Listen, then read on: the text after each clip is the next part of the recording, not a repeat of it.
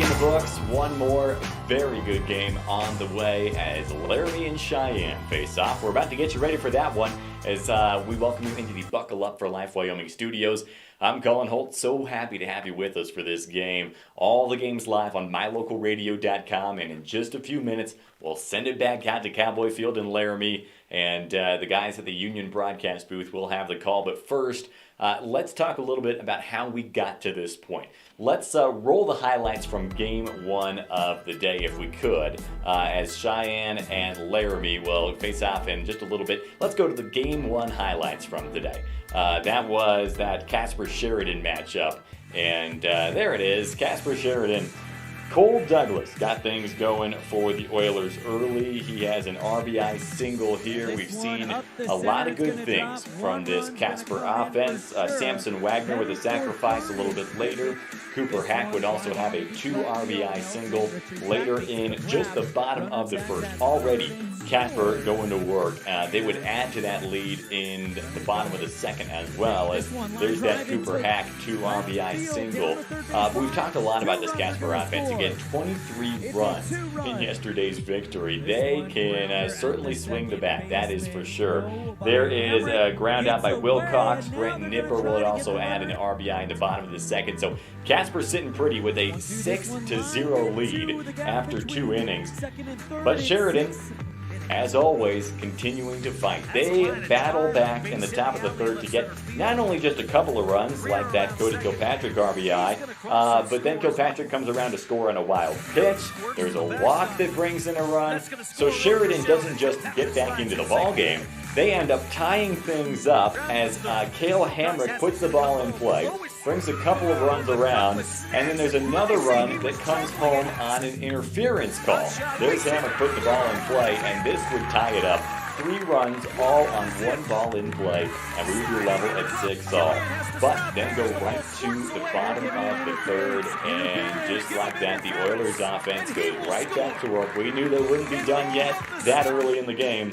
Morgan Pickett with a 2 RBI single for Casper, and they just kind of ran away with the game from there. They put up 4 runs in the third to lead it 10-6, and added 1 more run across the fourth and the sixth. Wilcox and Wagner each had 3 RBIs. Casper stays alive in the AA state tournament.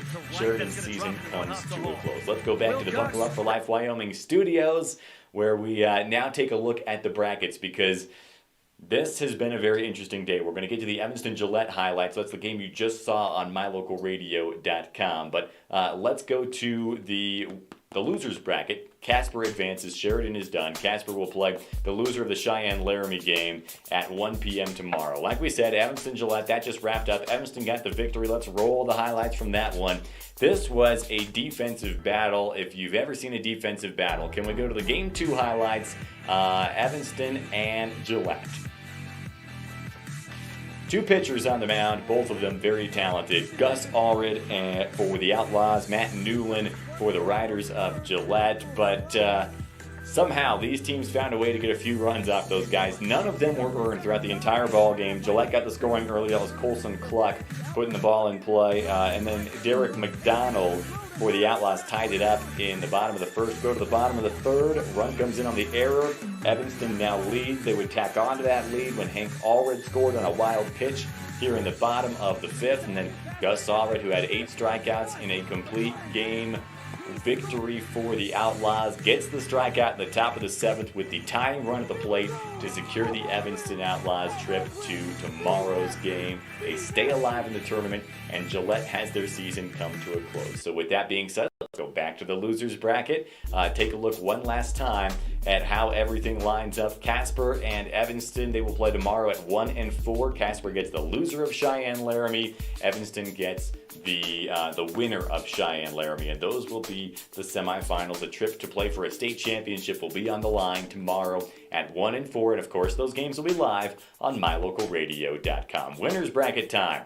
As we look at that Cheyenne-Laramie matchup, how did they get here? Well, Cheyenne beat Sheridan last night by a final of 5-1. Laramie beat Gillette in the nightcap. They'll play in the light for the 3rd day in a row as the host team. They beat Gillette 9-2, like we said, and now they face off against the favorites. This is a very hot Laramie team. Let's let's kind of go back to the Buckle Up for Life Wyoming studios now, because this is going to be a really good game. We're going to really talk about it. These are two teams that know each other pretty well. They've played quite a few times this season. We'll touch on that as well when we come back to the Buckle Up for Life Wyoming studios. Getting ready for Cheyenne Laramie later tonight. Talk to you in a moment.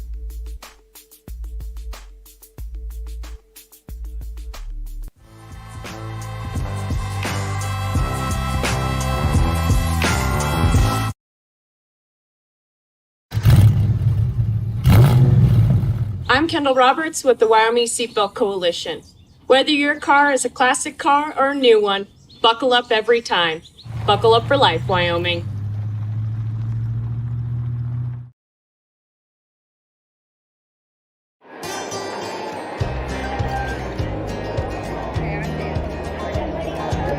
I buckle up because there's been too many fatalities around our house where somebody would have survived if they'd been wearing their seatbelt. I definitely wear my seatbelt to keep him safe. I wear it just for safety. I buckle up because my mom makes me. I buckle up to set a good example for my kids and to make sure they stay safe. Getting home safe to my family. I buckle up because it keeps me safe. Go Pokes, buckle up! Buckle up for life, Wyoming.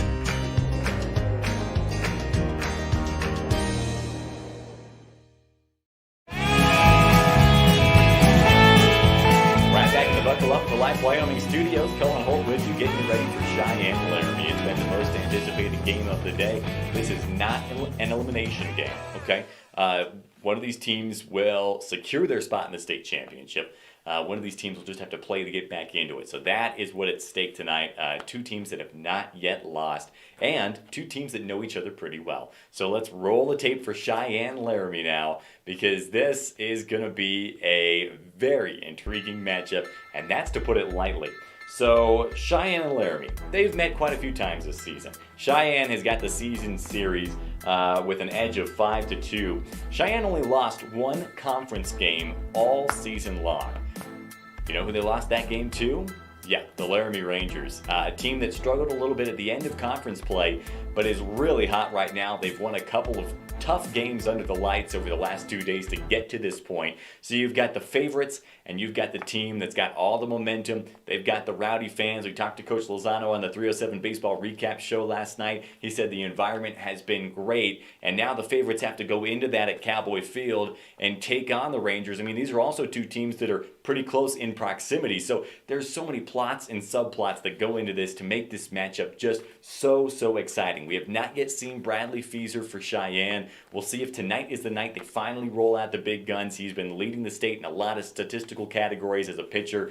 We might see him on the mound. I'm not sure yet. I'm hoping we see a great game, and in fact, scratch that, I know we're going to see a great game no matter what happens. So please enjoy this one. Let's look at the winner's bracket one last time just so we can see how they got here.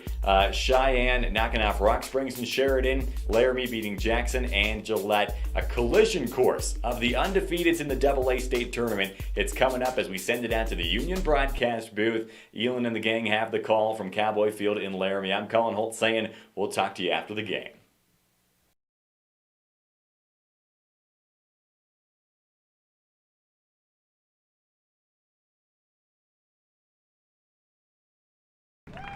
And we are live from the Union broadcast booth. I'm Grant Storbo with Elin Olive. I'll be doing the play-by-play in this one. Elin needs a break after that wild Evanston game, and I can't blame him on that one. Huge shout-out to the Evanston Outlaws. They made it to the next day, which, as you were saying, that was their goal. And we have a heck of a game set for us right here between the Cheyenne Post 6 Sixers and the Laramie Rangers. Laramie, one of the hottest teams in this tournament, and Post 6 just a couple of workmanlike wins to get to this point.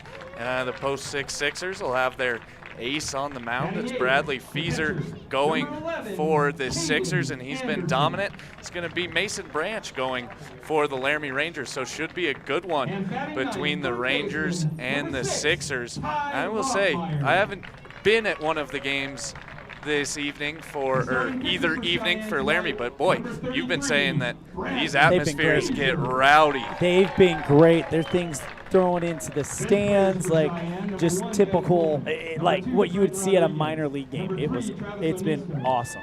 I'm excited for that. I was chatting with Post 6 manager Ty Lane before this one. He knows it's going to be a hostile environment. It's going to be interesting to see how this team reacts to playing in a hostile environment against the hottest team in the tournament, the Laramie Rangers. I'm going to go ahead and call them that because that seems to be what they are. They win walk-off fashion against the Giants.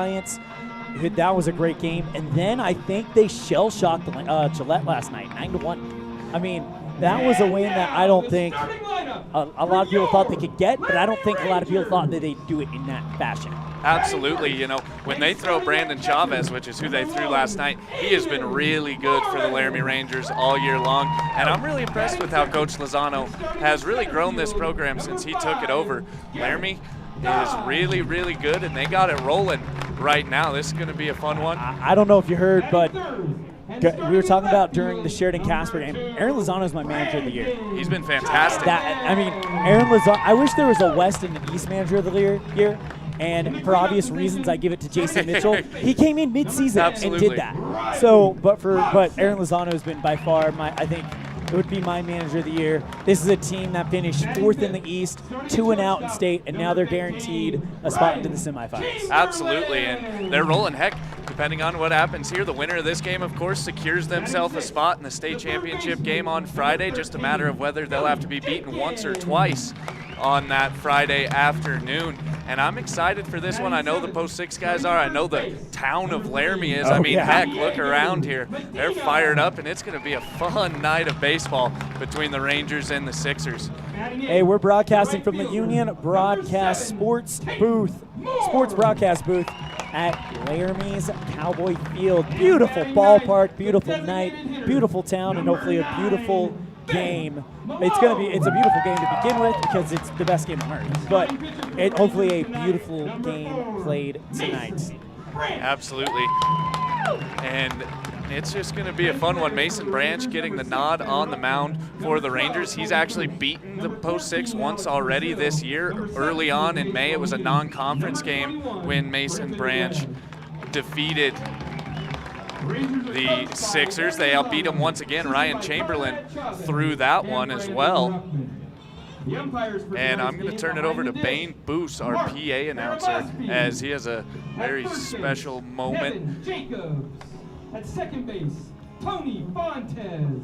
And at third base, Gary Delgado. He's going to do a moment. We're going to do a moment of silence for Senator Enzi, who passed away Monday night from injuries sustained in a the code of sportsmanship. Bike accident. Keep the rules. Yeah, Senator Enzi with a big connection to Laramie, to Cheyenne. He had some connections to Sheridan. He owned a business there, graduated from high school there, and of course, mayor of Gillette. So at the ballpark, they've been honoring Senator Enzi, as you mentioned, passed away late Monday night due to injuries sustained in a bicycle accident. Our thoughts and prayers are with the family and friends of Senator Mike Enzi. And I'll turn it over to Bane Boos. Ladies and gentlemen, former U.S. Senator and Gillette Mayor Mike Enzi passed away late Monday. Born in 1944 in Bremerton, Washington, Senator Enzi was raised in Thermopolis and graduated high school in Sheridan. He attended George Washington University and the University of Denver, becoming an accountant and ultimately taking over and expanding his father's shoe business in Gillette. Enzi was elected mayor of Gillette in 1974, served in the Wyoming House from 1987 to 1991, and the Wyoming Senate from 1991 to 1997. He was elected to the U.S. Senate in 1996 and served until January 2021. Enzi served in the Wyoming Air National Guard from 1967 to 1973. Mike's son Brad, in a Facebook post, said it best. Then the gym went quiet just before the tip, and there was one last, "Go Camels! Go Plainsmen! Go Cowboys!" My hero, the all-time GOAT dad, has left the building and is surely on the best fishing holes in heaven today. Please join us in a moment of silence for U.S. Senator, Mayor, Dad, Grandpa, and sports superfan, Michael Bradley Enzi.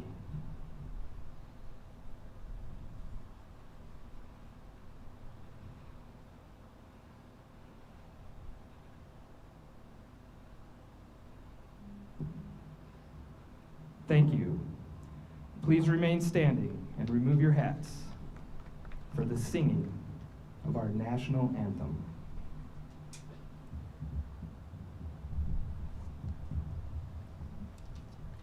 Oh, say, can you see by the dawn's early light what so proudly we hailed at the twilight's last gleaming, whose broad stripes and bright stars through the perilous fight o'er the ramparts we watched were so gallantly streaming, and the rockets' red glare, the bombs bursting in air, gave proof through the night that our flag was still there.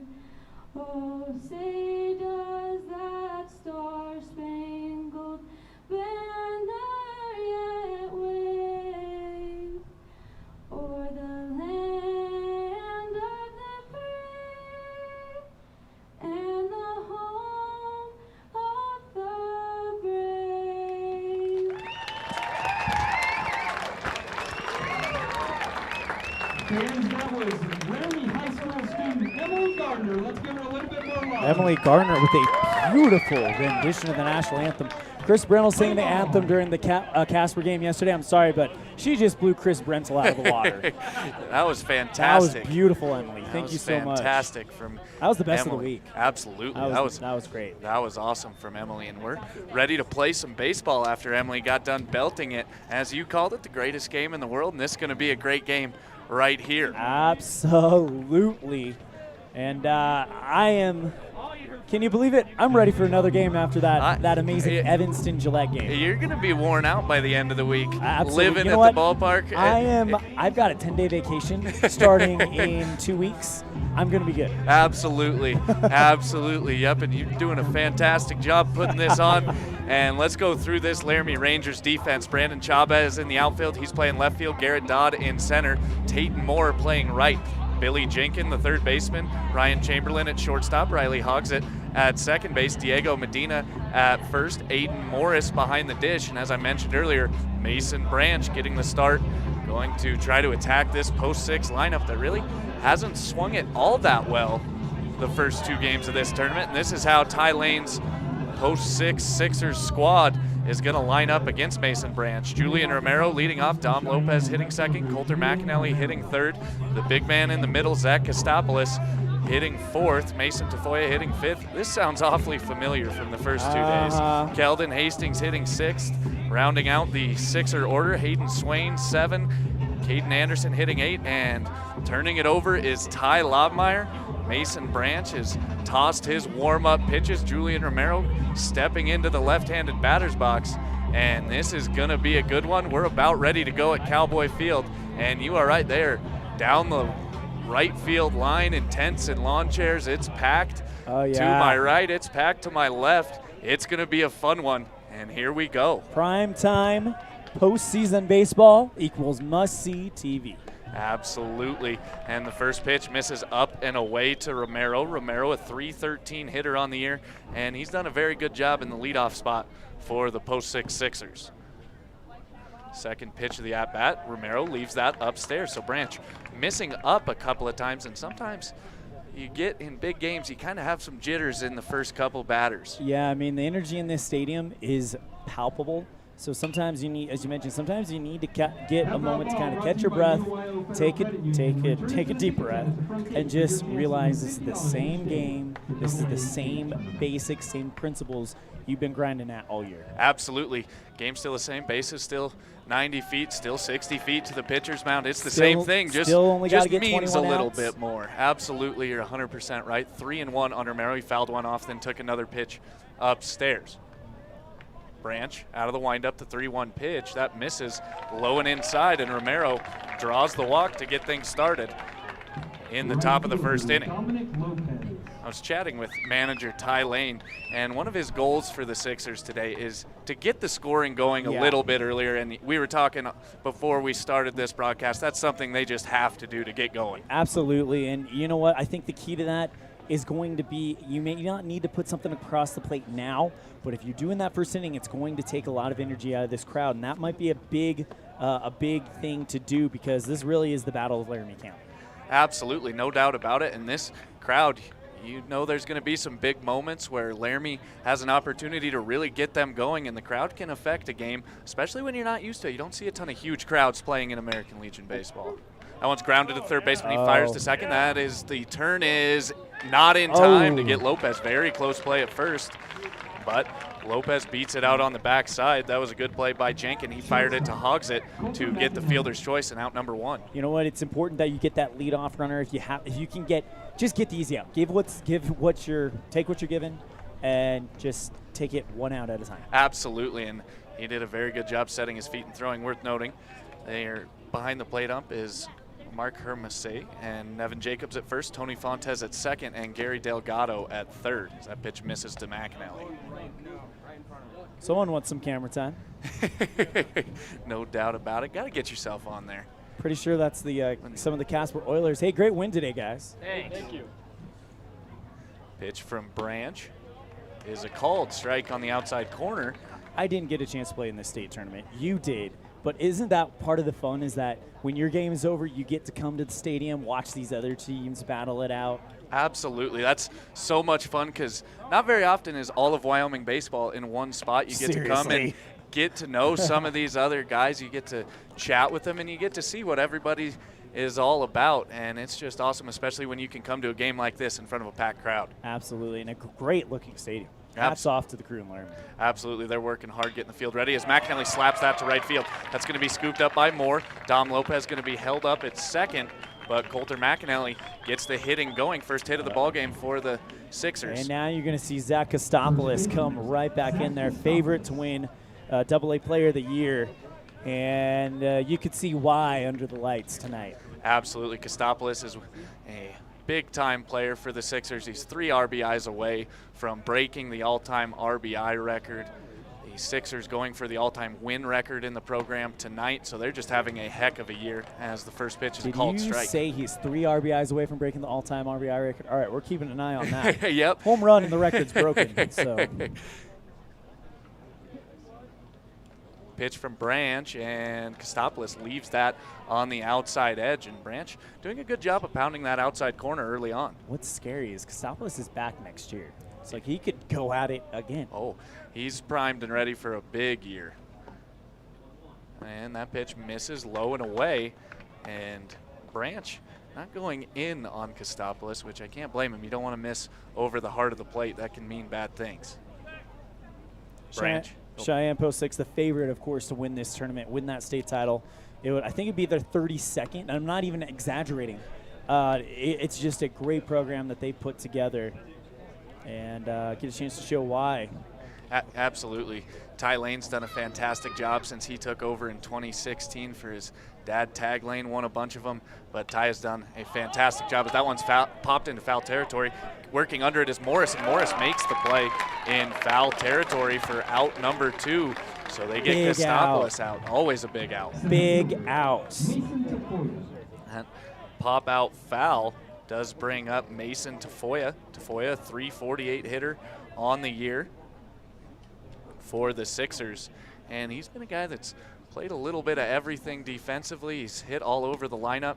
But one thing's stayed consistent. He's been in the lineup and doing a fantastic job in his first season as a Sixer. Yeah, and getting Zico to pop out like that, you can kind of breathe a deep breath. And now you're 2 down, and early woes might be continuing for the Sixers. That one's ground up bad. Hobbs scoops up and hits Riley, hogs it, and it looked like it got him in the face. It did. I hope he's all right. He pops up, and we'll see. Coach Lozano is going to jog out and check on his second baseman. He had that thing chested up. I couldn't tell if it got him in the shoulder or the face. I think it caught him in the eye. He immediately grabbed his face, and that's a tough one right there. He kept it in front and saved a post 6 run because Lopez would have scored had that gotten to the outfield. And official score is going to give that one a hit. Yeah, that would just be insult to injury. Yeah, exactly. But bases loaded for Kelton Hastings. We've seen this scenario once already this tournament.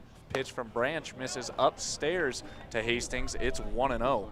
And I will say, seeing it through the eyes of a former Post 6 player, former Post 6 coach, this is good to see them get some guys on early in the game. Yeah, it really is. And, I mean, we talked about it earlier. The slow starts from Post 6, I think, surprised a lot of people. Against Rock Springs, they didn't get anything till the 4th. Yesterday against Sheridan, didn't get anything till the 4th. So I think if you can get something across this inning, you can start building momentum earlier.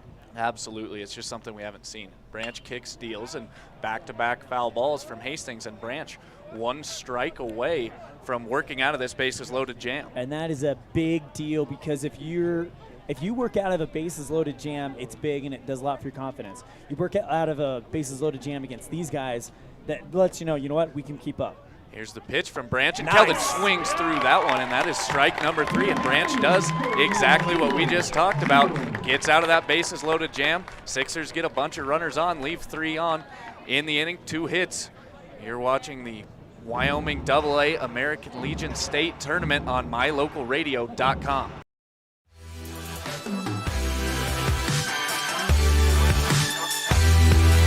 The best place to stay when you're in Casper, Wyoming is the Come On In Hotel and Suites. This beautiful log hotel offers 5 hot tubs, 1 pool, a fitness center, and fabulous indoor atrium. Offering jacuzzi and fireplace suites, the guest rooms are comfortable and relaxing. Plus, every stay includes a delicious extended continental breakfast. Whenever you're in Casper, stay at the best place. Come On In Hotel and Suites. Come on in today. Come On In Hotel and Suites, Casper. As one of the region's most visited websites, mylocalradio.com is here to serve you. Catch up on local and regional news and information. Buy, sell, or trade your good used items on the radio classifieds. Check the weather forecast or catch our live coverage of your high school teams in action, all on mylocalradio.com. Like us on Facebook so you never miss a giveaway, and visit mylocalradio.com today to stream it all live.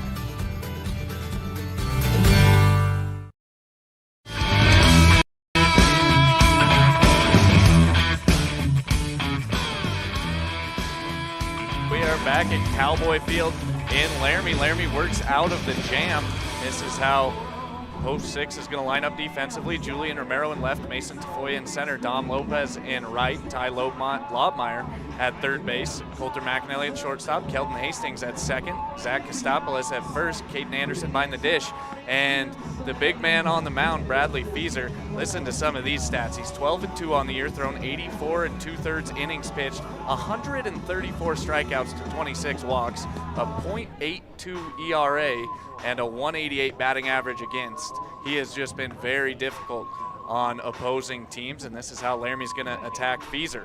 Morris is going to lead things off. Aiden Morris, Garrett Dodd hitting second, Brandon Javez hitting third. The middle third of Coach Lozano's lineup, Riley Hogsett, Ryan Chamberlain, and Billy Jankin. And the bottom third is Diego Medina, Tayton Moore, and Ben Malone. And they're going to try to figure out Bradley Fieser, which is something only a few teams have been able to do this year. He lost the game 1-0. That's one of his 2 losses. But this Laramie squad has had success against Post 6. As we mentioned, they've beaten them twice this year. Yeah, but the fact that the favorite to win pitcher of the year is out there for Post 6, that shows you that Coach Lane is like, all right, this is the one we want. Absolutely. He's saying we want to win this game. We want to punch our ticket, make sure we're playing in the last game on Friday. Here's my question. Are they going to go all 105 with him, or are they going to keep him under to see if they can pitch him on Friday. I would be pretty surprised if they don't let Feeser go the full game, as long as it stays a close game. Obviously, if it starts to get lopsided at some point, you may pull him. But I don't see that happening, and I see Feeser having a long outing as that one's shot back up the middle. Colter McAnally just past the glove. That is a very rare, I don't even know if you can call it a miscue by McAnally because it didn't touch his glove. That just beat him, and that does not happen very often at all. Absolutely not. That's one he lunged for, was just unable to get the glove on it, and can't ask for a better start. If you're Laramie, get a 0 in the first inning and get a leadoff single, Garrett Dodd to the plate. Yeah, now you can kind of rest easy if you're the Laramie. It's like, all right, we can hit off him. Yeah, exactly. Everybody just kind of takes a deep breath, and we'll see if Garrett Dodd can have the same success. Feeser slide steps. The fastball misses just off the outside corner. Not a bad pitch from Bradley Feeser. Yeah, I don't think we're going to say any of his pitches are bad. No. Let's be honest here. Sub-1 ERA. He's a top recruit in the nation, a top recruit in the nation. Watching him, I almost feel like I could be able to be like, yeah, I saw Bradley Feeser when he was pitching in high school. I think that's something that we may be able to say as Feeser's career goes along, just a sophomore. You're kidding. I did not realize that. Nope, he is just a sophomore, so he's going to be around in a Sixer uniform. He and McAnally are both sophomores, and those two are going to be around for a long time. But he falls behind Dodd right here. It is 2-0.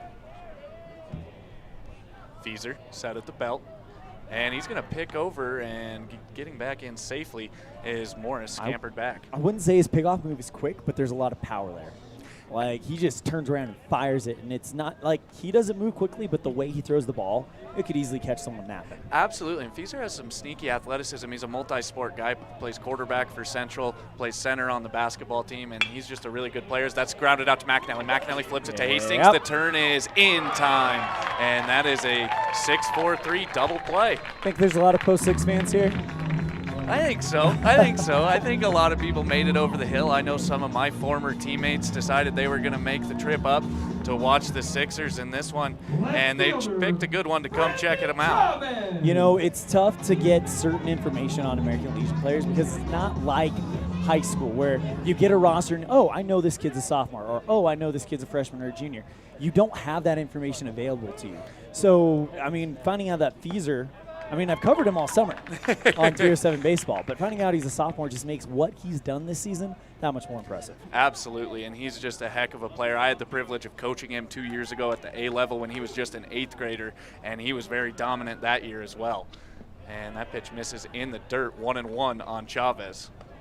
Chavez, one of the best hitters on this Laramie squad. He's had a heck of a state tournament thus far. One of the best hitters and apparently one of the best pitchers on this squad. He looked great against Gillette last night. He pitched the maximum, so his days on the mound are done in 2021.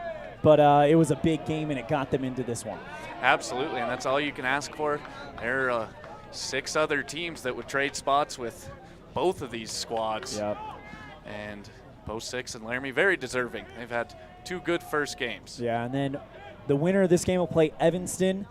Loser will play Casper. Evanston and the winner will play at 4. Casper and the loser will play at 1. And that's your championship semifinals. Absolutely, the Final 4, if you will. Except the winner of this was guaranteed a spot into the state championship. Yep, that's why this game is so big. The 2-2 pitch from Feeser on its way. Called strike 3 on the inside corner. Chavez didn't like it, doesn't matter.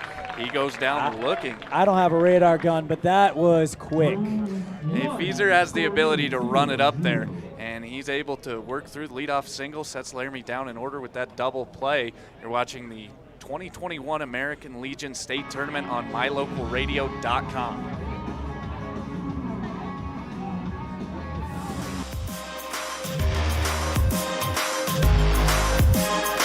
When you're looking for one location that is centrally located in Wyoming to host a business meeting or corporate retreat, always consider the Come On In Hotel and Suites in Casper first. With meeting rooms and amenities that everyone can enjoy at the Come On In is the best place to host events. The rustic decor, fireplaces, jacuzzis, pool, and large indoor atrium will make your event memorable. Call today and find out the ways we can help make your event a success. Come On In Hotel and Suites in Casper. Call 307-472-6300. The importance of saving and learning how to use money wisely can be taught from a very young age. At Shona Valley Federal Credit Union, we offer youth accounts to help kids learn to save, borrow, and spend responsibly. Our youth accounts are special, just like the kids in our community. Check out our See You Grow, See You Learn, and See You Prosper accounts for kids 0 to 18. These accounts are great to start managing finances. Open a youth account today for $1. ShonaValley.com, member NCUA.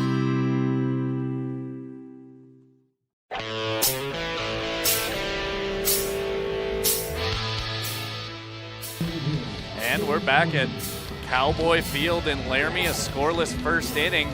Both teams recorded hits in their first up, so looking comfortable. It's Mason Branch into his second inning of work. He's going to be facing Hayden Swain, Caden Anderson, and Ty Lobmeyer due up. Hayden Swain, a .270 hitter. He's done the designated hitting all tournament long for the Sixers. Mason Branch out of the windup, and that fastball is a called strike on the outside corner. Good job by Branch. And he's going at that outside corner early and often. Swain awaiting the second pitch of the at-bat from Branch. Another fastball on the outside corner. Good pitch. I think that's the key. If you're Branch, I think you got to go at these batters. I don't think you can really waste your time. I think you got to just take the battle to them right off the bat. Absolutely, especially when you get to the bottom of the order guys. Not to say the bottom of the order is bad by any means, but those are the guys that you need to get out when you got guys at the top of the lineup like McAnally and Costopoulos that are looming around the corner. You know, Junior Romero isn't no slouch either. No. He's def, and Dom Lopez, that top four is just unreal. It's for incredible. Post 1-2 pitch to Swain as that's fouled nearly right at us in the Union broadcast booth. I thought for a second we were going to have to make a play there. It just got over our head. That's all you. Your playing days were closer than mine. Oh. Hey, the 2021 AA State Tournament, every game of the state championship is being brought to you on My Local Radio by the Wyoming Seatbelt Coalition. They remind you, buckle up for life, Wyoming. Every ride, every time. Everyone has a reason to buckle up. What's yours, Grant Storbo? That one's fouled up and out of play. Mine is so I can get in between Cheyenne and Laramie to the ballpark every day. Absolutely. Swain looking to battle with Mason Branch. Branch doing a really good job. He worked out of the bases loaded jam in the first inning. But other than that, he's done a fantastic job in a good battle with Hayden Swain. Branch out of the windup, the 1-2 pitch, and Swain fouls that one straight back. And we're going to do the 1-2 pitch for a third time. Hayden Swain. That's one thing about Cheyenne Post 6. They understand the importance of keeping these at-bats alive, keeping them going. You know, you can't really do a whole lot if... Swain hits that well into left field, charging hard as Chavez, and Chavez makes the play. Good play. He goes down and grabs that by the ankles. What can that kid not do? Kid, I don't know. We haven't found anything yet this weekend, or this week, I should say, into the weekend that he can't do. He's a very good player, and that was a very good play out and left. We had a chance to talk with him on the 307 Baseball nightly recap video. By the way, you can catch the 307 Baseball nightly recap hosted by Cullen Holt on mylocalradio.com around 11:30 p.m. every night. As Anderson hits that well into center field, charging hard as Dodd, and Dodd makes the play, so a pair of flyouts to get the inning started. When you get on a roll like this against a Post 6 team, that just gives your pitcher so much confidence, and your offense is sitting in the dugout thinking, all right, he's doing what we need to do. Let's go out there and help him out. Absolutely, and I think the bases loaded jam, it's great to get a 0, but it feels a little nervous. If you can get a 1-2-3 inning, that changes the complexion of your dugout. Absolutely. And Branch tried to go back to that outside corner. That one just barely missed to Ty Lobmeyer. That was overlooking some stats. Ty Lobmeyer, one of the lowest batting averages on the team. He has the second highest on base percentage, which is something you don't see all the time. No. There's another team in the tournament where he has the lowest batting average on the team, but he's got the most walks on the team by far. So it's one of those deals where it's like, in this age of analytics, I think we're starting to see it. Like, I was talking with someone, the gap between pro and college is getting smaller, the gap between high school and college. And let's be honest, the American Legion is high school baseball. It is. That's what it is. So the gap between college and high school is getting smaller and smaller, and I think you're starting to see smarter players, smarter managers. All of it is just kind of trickling down into the lower levels, so to speak. Oh, no doubt about it. 1-2 on Lobmeyer, the pitch from Branch, and that's fouled off once again. But I think you're exactly right. And I think some of that, you talked about the leading the team in walks but not batting average. Thanks, Billy Bean and Moneyball, changing that one. Absolutely. I mean, what's the most valuable thing? Base runners. Yeah, can you get on base? As Lobmeyer has worked this count even at 2-2. That pitch missed way outside. Branch has been working that outside corner, but that one much too far. Branch, glove up by his face, out of the windup. 2-2 pitch is a fastball. Called strike 3 on the outside corner. What a pitch from Mason Branch. That was a beautiful pitch by Branch. And you can feel it. The Rangers are feeding off of this crowd, feeding off this friendly environment. Let's see if they can put some runs up. Absolutely. Through an inning and a half, we're scoreless at Cowboy Field. You're watching the AA State Tournament on mylocalradio.com.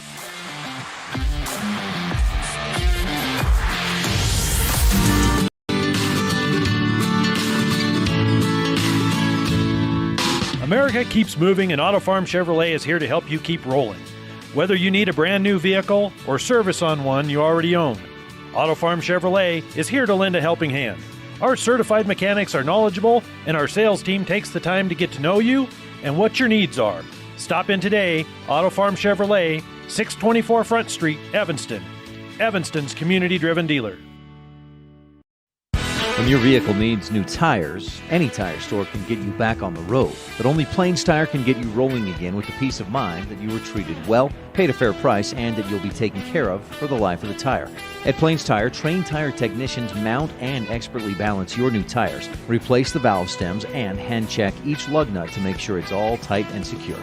Plus, you'll get lifetime alignment checks and tire rotations only at Plains Tire, 157 Bear River Drive, Evanston. Visit plainstire.com.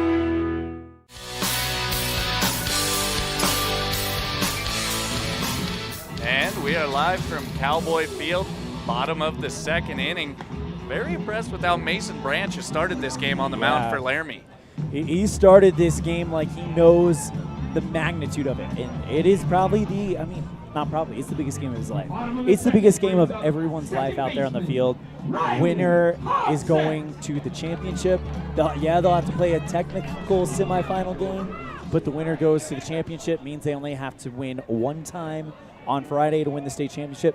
The loser, they're gonna be down there with one win, one loss, like everybody else. Exactly. That looked like it hurt. Yeah, it did hurt. He spun and hit that off the top of his foot, and with how hard Fieser throws, that's got some serious velocity. He looks like he's going to be okay. But you're so right. It just changes the complexion of the tournament. Yep. Being 3-0 after 3 days and 2-1, you come in tomorrow with your back against the wall playing for everything, or your season goes till Friday. And you're playing another team with their back against the wall. Absolutely. I mean, I feel like the team that loses tonight is going to be a little shell-shocked. It's like, oh, we were so close. Mm-hmm. And they're going to play against a team that lost on day one. Evanston lost on day one. Casper lost on day one. Mm-hmm. The two teams that lost yesterday, they got bounced out today, which I think is a big storyline in itself. Oh, no doubt about it. I don't think a ton of people saw the Gillette Riders being done this early. Or Sheridan. Exactly. Two teams from the east side that are headed home. So you got the top two seeds from each conference headed to the Final Four. Absolutely, and McAnally fires that across, and man, he makes that throw look very easy, and it's a tough throw. That's a long ways when you're standing out at shortstop. Yeah, and he just fires a bullet just every time. Zach Kostopoulos must love playing with him. I wonder if there's been a few times this year Zach Kostopoulos has had to relace his glove because McAnally fires that thing across. He's hit 90 on the mound a couple of times this year, has McAnally. And it is Chamberlain to the plate, and that's a called strike on the inside. That's a nasty pitch from Fieser. Fieser has some serious stuff. He obviously has the high-velocity fastball, has a really good curveball, and he's not afraid to go to his changeup. Not many sophomores do you see with 3 effective pitches. Yeah, and he's got a full arsenal, and I mean the thing is he's a sophomore. He could have 4 or 5 before it's all over with. No doubt about it. There's a reason he's garnering some of the recruiting attention that he is. 0-2 pitch on its way to Chamberlain, and that one misses in the dirt. He spiked that. That was about 57 feet. Bradley Fieser in his start at the AA tournament. We'll see how many pitches he throws, but this could be his only outing on the mound depending on how this game goes. Feeser out of the windup. 1-2 pitch on its way. Fastball fouled back, and Chamberlain doing a good job battling with Feeser. Chamberlain was the name that I think you and me and a lot of people, I think even manager Ty Lane, thought was going to get the ball in this game for the Laramie Rangers. And Coach Lozano throwing a bit of a curveball going to Branch. Well, I mean, win or lose, tomorrow's going to be a very important game. So I think that's maybe why we're seeing Chamberlain. Exactly. Or that's where we would see Yes, Chamberlain. yes. Sorry. I totally understand what you're saying. And Feeser sets Chamberlain down, looking for strikeout number 2, and Billy Jenkin steps to the plate. Jenkin, the third baseman for the Laramie Rangers, getting his first look at the big man on the mound. Feeser, glove in front of his face, gets the signing from Anderson, and fastball fouled, and that was hit pretty well. High velocity, you can hit some balls really far if you can get your bat around on it, let the pitcher supply the power, and that's what these Laramie Rangers are going to look to do. Well, especially when you have a high velocity guy like Feeser, all you need to do is put it on the right spot at the bat, and that could go a long way. Exactly. Feeser jumps ahead of Jenkin. You're so right. If you can square that up with a guy that throws in that upper 80s, low 90s like Feeser does, you can put a ball off those trees. 0-2 pitch from Feeser, misses inside, and not a bad pitch from Bradley Feeser on that one. As you said, he doesn't have many. He doesn't have many. I mean, if I can count them on one hand, I'll be surprised. I mean, I think I only need maybe 3 fingers. Yeah, I would say his worst one thus far was the spiked fastball, and other than that, he's been all around the zone. 2-2, good take by Jenkin. So he's even the count. Talking about Feeser, let's talk about his battery mate, Caden Anderson. I've been impressed with the games that he calls. I know he doesn't call the pitches. I know that's Ty Lane that does that. As that one's grounded to Hastings, he backhands it, stumbles, and fires the first for the third out of the inning. And we'll talk about Caden Anderson when we come back on the flip side. You're watching the AA state tournament from Cowboy Field on mylocalradio.com.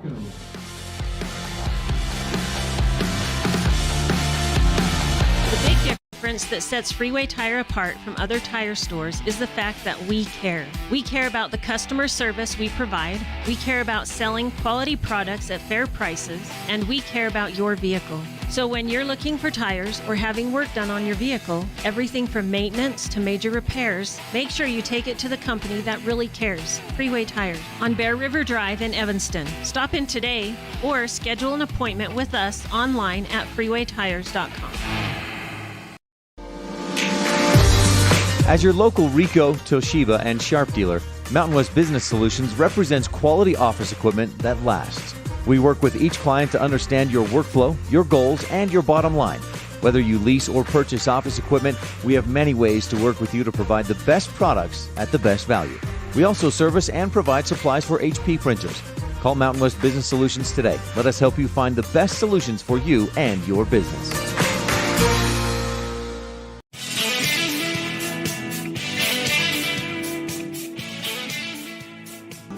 Elin Olive and Grant Storbo coming to you live from the Union broadcast booth. All the internet you need for streaming movies and gaming for the whole family. That's Union.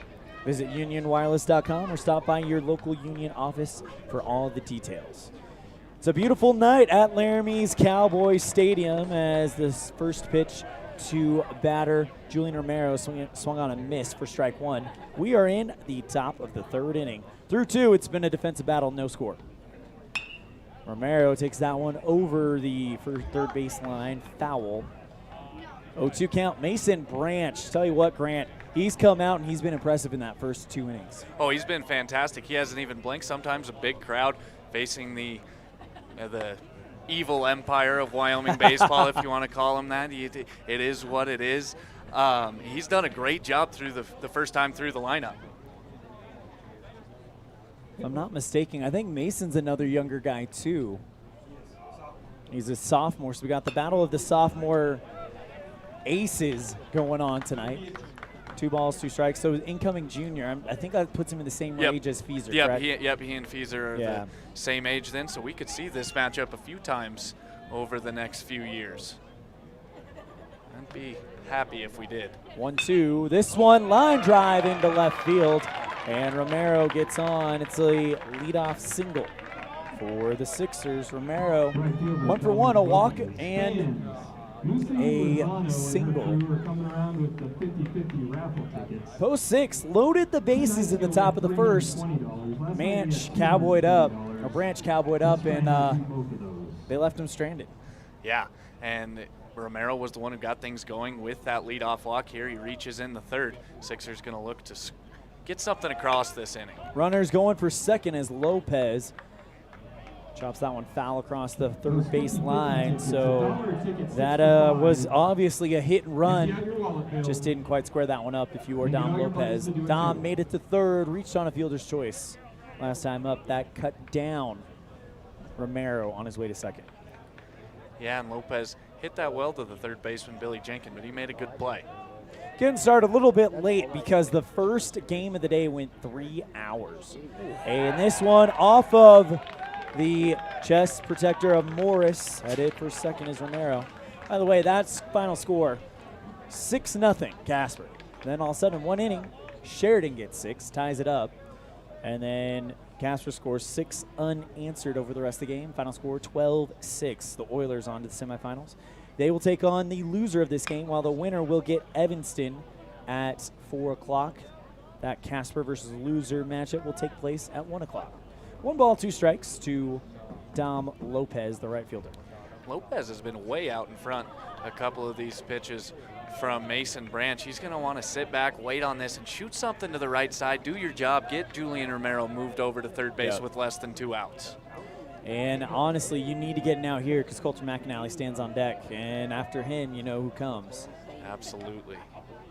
1-2. That one fouled over the Union Sports Broadcasting booth. 1 ball, 2 strikes.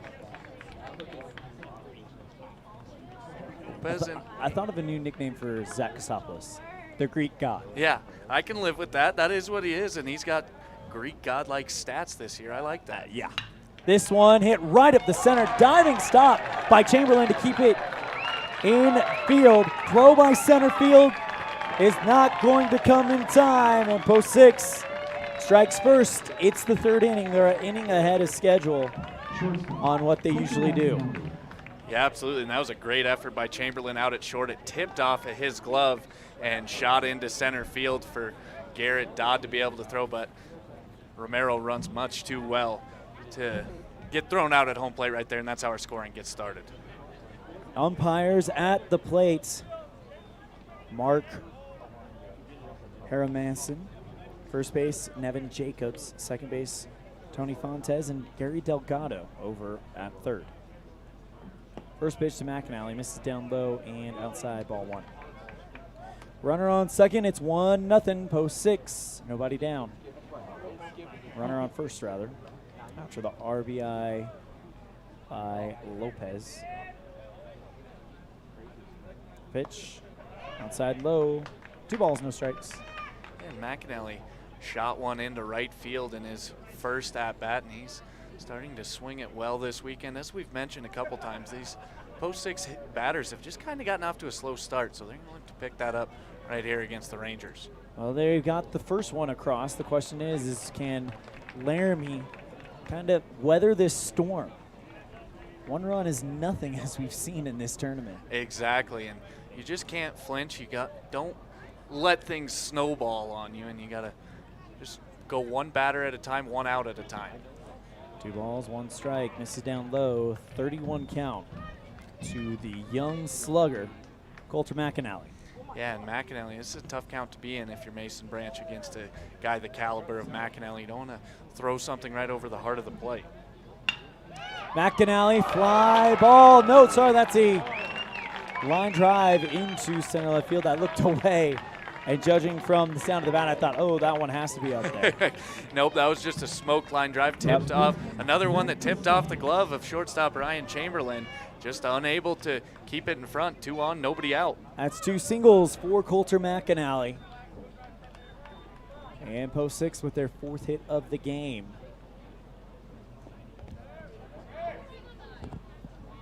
Pitch to Kostopoulos, fly ball, deep left field. Back goes Chavez. It is down on the track. 2 runs are going to score. It's a 2-run RBI double for the Greek god Zach Kostopoulos. And that ball was crushed by Zach Kostopoulos. That's more like what I am used to seeing from him. And boy, that's the sweet swing from Kostopoulos right there. That makes him the leader for Player of the Year, more than likely. Those awards haven't come out yet, but I think it's a matter of time. I mean, there's other players who merit attention. Jagger Mitchell from Evanston, Ryan Chamberlain from Laramie, Brandon Chavez from Laramie, absolutely. Brody Richardson from Gillette. Caden Race from Gillette, but even Coulter McAnally on this same post 16. But when you look at the numbers, I don't think there's any other way you can go. And just to keep you updated on that record watch, that's 2 RBIs for Zach Kostopoulos. Oh, that one tags Mason Tafoya right in the helmet. And that'll put runners on first and second. So that's 2 for Zach Kostopoulos. We'll see if he breaks the record tonight. Hey, that's a record that, boy, I didn't think was going to get touched, Pair of Nimos, Colby Harrison came through, had a bunch of RBIs one year. We've had some great players come through that post-6 program that set some really tough records to touch. So who is the current record holder then? That I'm not sure. I was chatting with Gary Hartley. That's a question I should have asked him. If I had to guess, it was Colby Harrison. He had a year right before the bat switch. Nothing against Colby. He went and hit a bunch of home runs. I believe he hit over 20 that year, and that's the record that will truly never be touched. 20 home runs? Yeah, probably not. Plus, Zico just goes nuts because they're going to at least play another game after this. Currently up 3-0. Probably going to be a safe bet that they can do this. Is the offense has gotten started early for post 6. That one misses. Bunt shown by Keldon Hastings. A ball's on strike. Yeah, it wouldn't surprise me if Keldon squared around a bunt. Sixers like to play small ball. Bunt shown. That one popped up and foul. 1 ball, 1 strike. Hastings, if you remember, hit the walk-off grand slam in the first game. And it was a run rule walk-off, not a dramatic, we need this type victory. But still, grand slam is a grand slam. Absolutely, and that was Hastings' 4th home run of the year, so he's got some pop. One of the seniors on this team. 2 balls, 1 strike to Keldon Hastings. Hayden Swain stands on deck. The designated hitter flew out to left field last time up. Well, post 6 attacking in the 3rd inning as that one is bunted up high. 2 balls, 2 strikes. Ballard going to count 2-2. And that's one where Ty Layton was standing on the top step of the dugout, and he was frustrated with Hastings not able to get that bunt down. To be able to do your job and get those runners over, every run is so precious in the postseason.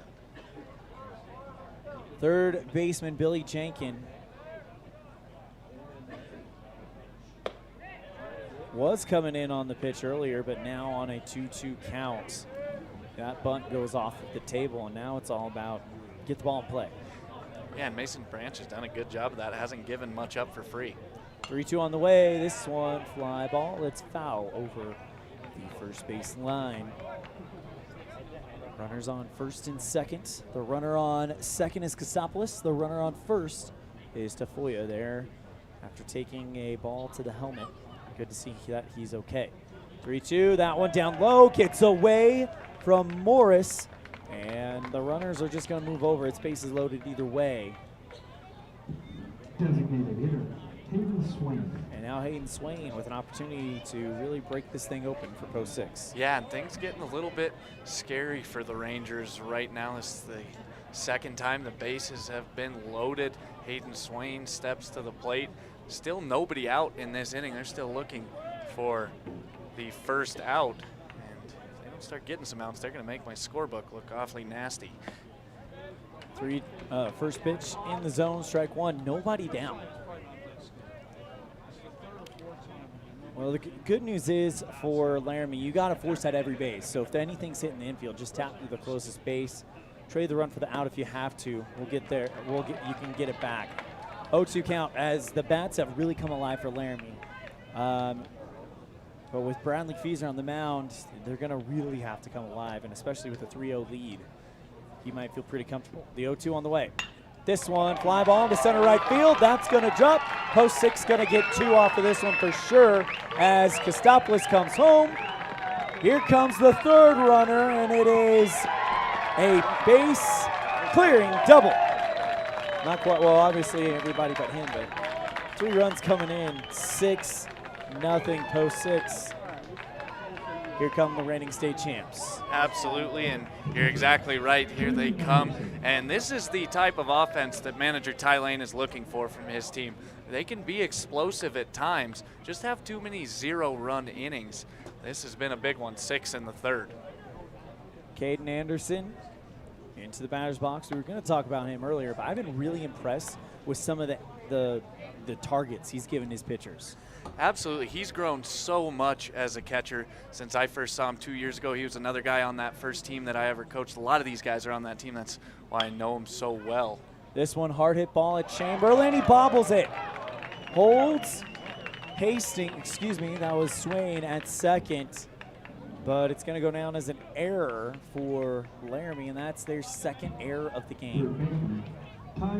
Yeah, that was a tough one. That's one that I think Chamberlain makes 9 times out of 10, and that was the one where it got away from him. You know, this Laramie team has played so solid, so sound the entire tournament. You made the comment earlier in the week, sometime Post 6 beats people with the front of their jerseys as the bunt is laid down, throw to first, they're going to get the outs. You made the comment that sometimes Post 6 can beat people with the front of their jerseys as much as their skills. It's got to be intimidating. You're playing in a championship semifinal against Post 6, and sometimes it can be a little rattling. Yeah, absolutely. You know, good, bad, or indifferent. It is what it is. Post 6 really is the class of Wyoming baseball. They've won so many on just a heck of a run of state championships. Only lost 3, and I believe the last since 2001, I think it is, 2002. And just been so good. The last state championship they did not win was 2019, but that was because they were at the Connie Mack World Series, opted not to come to the state tournament, and Casper went and took that one. Absolutely, and the 2 before that, in 2008, Gillette won, and in 2014, Gillette won as well. Both those state tournaments were up in Gillette. Those 6 faithful remember those games. Laramie state championship history, 4 state titles, a AA title in 1977, 1983, 1986, and the most recent, a single A title in 2013. 2 balls, 2 strikes to the leadoff man, Julian Romero. Runners on second and third, your runner on second, Caden Anderson, your runner on third, Hayden Swain. Pitch to Romero, up high, full count offering, payoff pitch oncoming. Romero looking to reach base for the 3rd time in 3 plate appearances, walked, hit a single, and now in a 3-2 count, battle with Jenkin. This one hit right at Chamberlain. He takes it, throws it over to first. They'll trade the out for the run as Swain will score. It is 7-0 Post 6, 2 down and a runner on third. Yeah, that was a good job by Romero. Understood his job. If you just, with the infield playing back, the middle infield I should say, all you got to do is shoot one past the pitcher and you're going to get that run in. Chamberlain makes the play to throw out the runner at first. And if you're Coach Aaron Lozano, when you get out of this inning, what are you telling your guys? As that one is popped up into shallow right field. Second baseman Hogsett runs over, makes the grab, and the inning is over. 7 come across for Cheyenne. Grant will answer that question when we come back. It's the 2021 AA Wyoming State Tournament live on mylocalradio.com.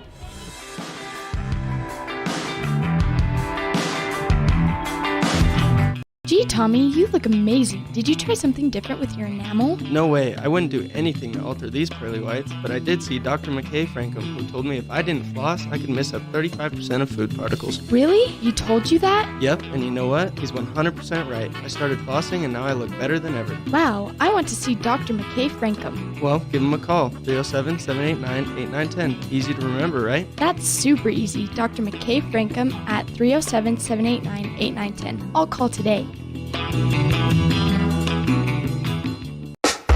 Signage is a critical part of your business. It helps customers find your front door. Rocky Mountain Sign will provide you with expertly designed signs, LEDs, channel letters, as well as skillfully cut signage using wood, metal, plastic, and other mediums to help your customers find you with high-quality signage. Using the best technology, designs, and installation by Rocky Mountain Sign. Your signage says a lot about your business. Work with the professionals at Rocky Mountain Sign, 243 7th Street in Evanston, Wyoming.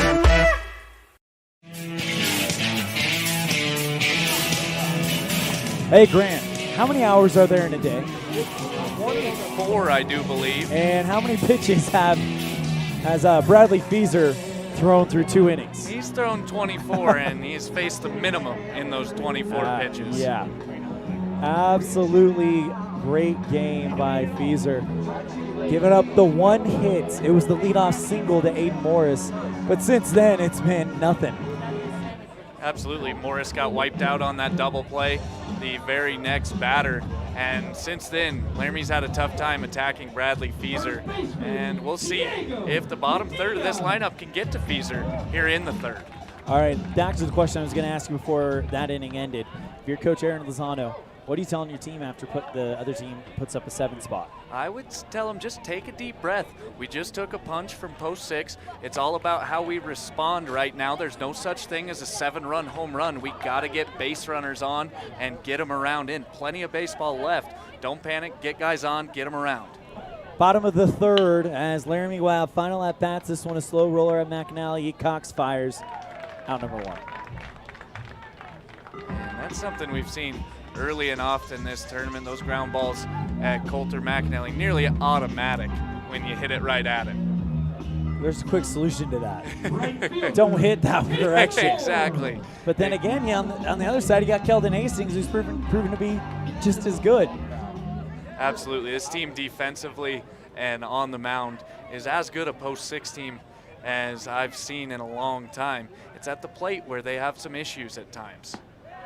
Pitch finds the zone. 1 strike, no balls to Garrett Dodd.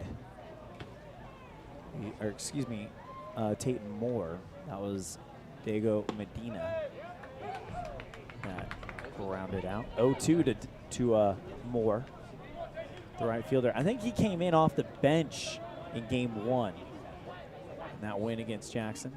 1-2. That one's dropped, third strike. It's going to reach base.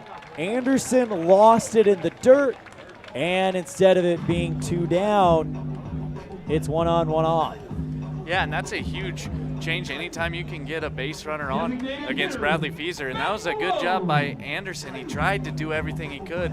Pitch was spiked a little bit, got the swing, and just shot away from Anderson. Didn't know where it was. Laramie gets a base runner. Here's Ben Malone, the right-handed designated hitter for Coach Aaron Lozano. The pitch, that one down low in the dirt, strike 1. One thing about Bradley Feaser, he's so composed on the mound. He really doesn't show a ton of emotion until there's a big moment and he gets out of it. He never really gets rattled, never changes his facial expressions. Feaser. And a time call. Man, that was fired in there. He was well-timed by Malone. Yeah, that was a good one because I'm not sure he had a shot at that one. Feaser really reached back and let that one rip. It's not like you couldn't do it again tonight, as that one will go right in the zone. Feaser's got the type of velocity that he doesn't play around a lot. He's just going to go right at you. He's going to attack you and say, here it is, hit it if you can. And a lot of guys this year haven't been able to. No balls, 2 strikes to Feaser. Came into this inning throwing 24 pitches. Only the second base runner in the game for Laramie after a drop third strike. advance Tate and Moore. 0-2 count to Malone. Not one. Held up by Malone. You can tell he thought about it. Yeah, that was one he thought about, and that was one that Caden Anderson held there for an extra half a second. See if he could wanted get it, it, he was yeah. like, are you sure? 1 ball, 2 strikes to Malone. This one fouled over the first base dugout. Got the light pole down the right field line and shot back. The first base coach had to jog over and get it. Don't see that every day. 1 ball, 2 strikes to Ben Malone.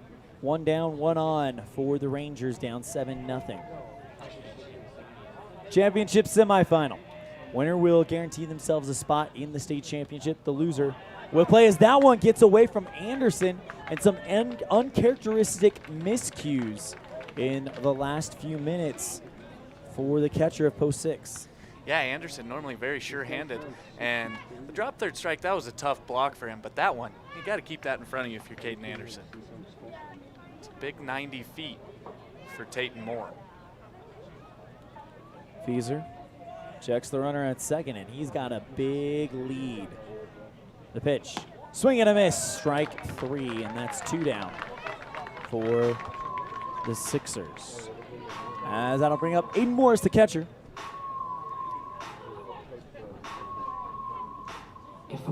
Right now, Ty Lane coming out and talking with the umpire. Next up for the Rangers, the catcher, Aiden Morris. There's a conversation. Guys, I think they're asking you.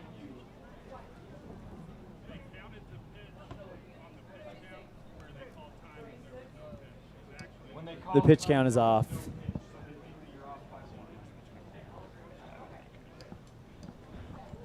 So Coach Lane comes out. I think they counted the time as a pitch. Yes. That Feeser sent. They're pointing at us for a second. Yeah. It's like, did we? I know. That's my old coach out there. I saw him point, and I was like, I've gotten that point a couple times, and usually it means bad things.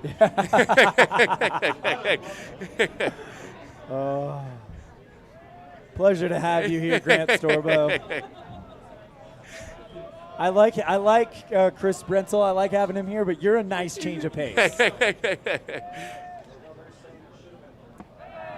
And that first pitch finds strike 1. I mean, Chris Brentel is very opinionated, and it kind of comes across as that old school radio call, you know? Yeah. And you and I mean, I feel like we're both pretty professional on our calls, so it almost comes across as that network call.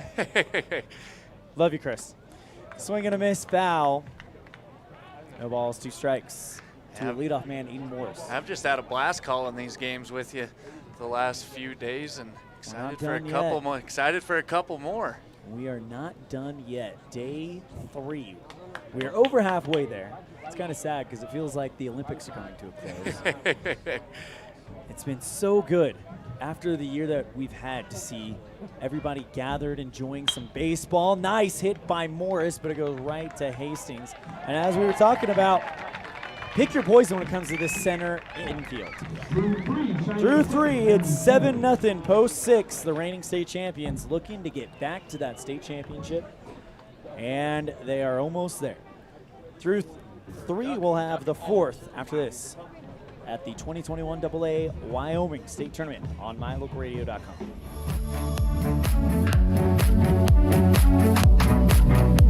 In May of 2019, Uintah County School District Number 1 became the first school district in Wyoming to achieve a certified level 1 on high reliability schools by the Rosanna Leadership Center. We're focusing on 3 levels. Level 1 is a safe and collaborative culture. Level 2, effective teaching in every classroom. And level 3 is a guaranteed and viable curriculum. We are certified level 1 in safe and collaborative culture. This is Superintendent Ryan Thomas. Congratulations to everyone in our district. Keep up the great work. Uintah County School District Number 1, Pathway to Excellence. Nothing makes your kid feel like a superstar more than seeing his or her very own Fathead in the stands. Fathead car decals and yard signs are inexpensive and easy to get at Rocky Mountain Sign in Evanston. Whether it's for the big game or to cheer on the high school band, our children make us proud in so many ways. Show your pride today. Go Red Devils. West Star Printing and Rocky Mountain Sign, 243 7th Street, Evanston.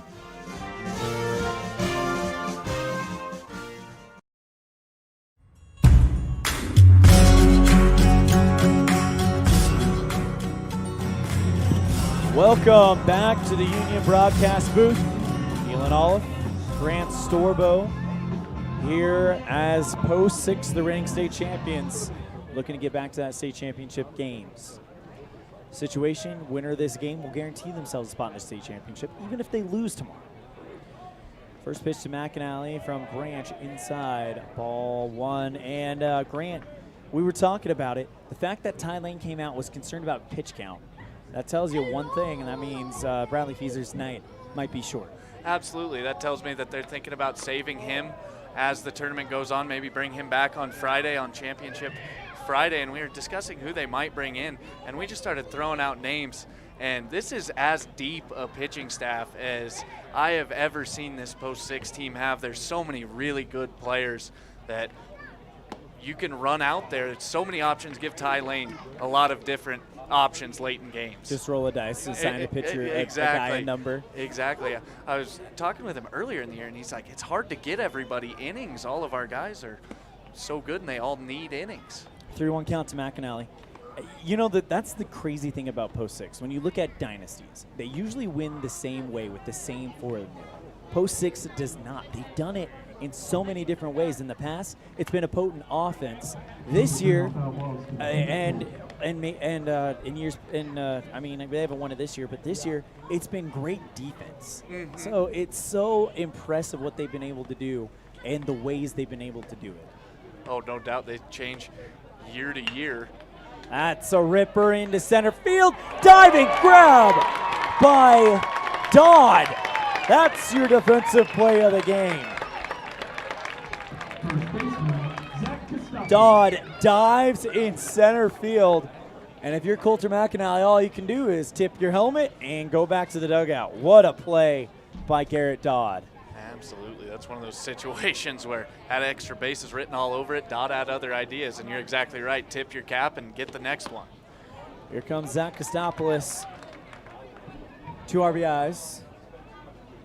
So he's tied the record, or is he not tied it yet? He needs 3 to tie it, 4 to put his name in the record books. That one right at the pitcher. I'm sure Kostopoulos is saying, sorry, bro, as he runs past him. It's another single for Kostopoulos, and you know what? Sometimes the regular season MVP doesn't perform in the postseason. That is not the case with Zico. No, Zico has been swinging it very well, and he's just put so much work in as Coach Lozano is going to make a change. Yeah, Just will pointed to the center fielder, I believe. Garrett Dodd might be coming in to pitch. I don't know, or they may be doing that. Jogging out to center field as Branch's day is done. We're going to tell you about the new defense of Laramie when we come back after this. It's 7-0 post 6, top of the 4th, 1 down.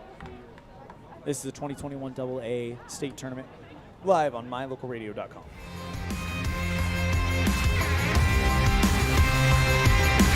Toronto Valley Federal Credit Union is a not-for-profit financial institution. When you become a member, you are an owner of the credit union. We believe in people over profit, and that impacts the way we do business from our overall structure down to the smallest detail. Our philosophy sets us apart, and we're here for you. Earn more with our high-yield checking account, start a savings goal, check out our competitive loans, and much more. Become a member today. We're a caring partner dedicated to your financial success. Member NCUA. This First Bank of Wyoming broadcast of Outlaws Baseball is brought to you in part by Hoover Chiropractic. Dr. Todd Hoover does all the chiropractic work you need, as well as blood work, dietary supplements, a weight loss program, x-rays, and he can help you get rid of migraines and allergies.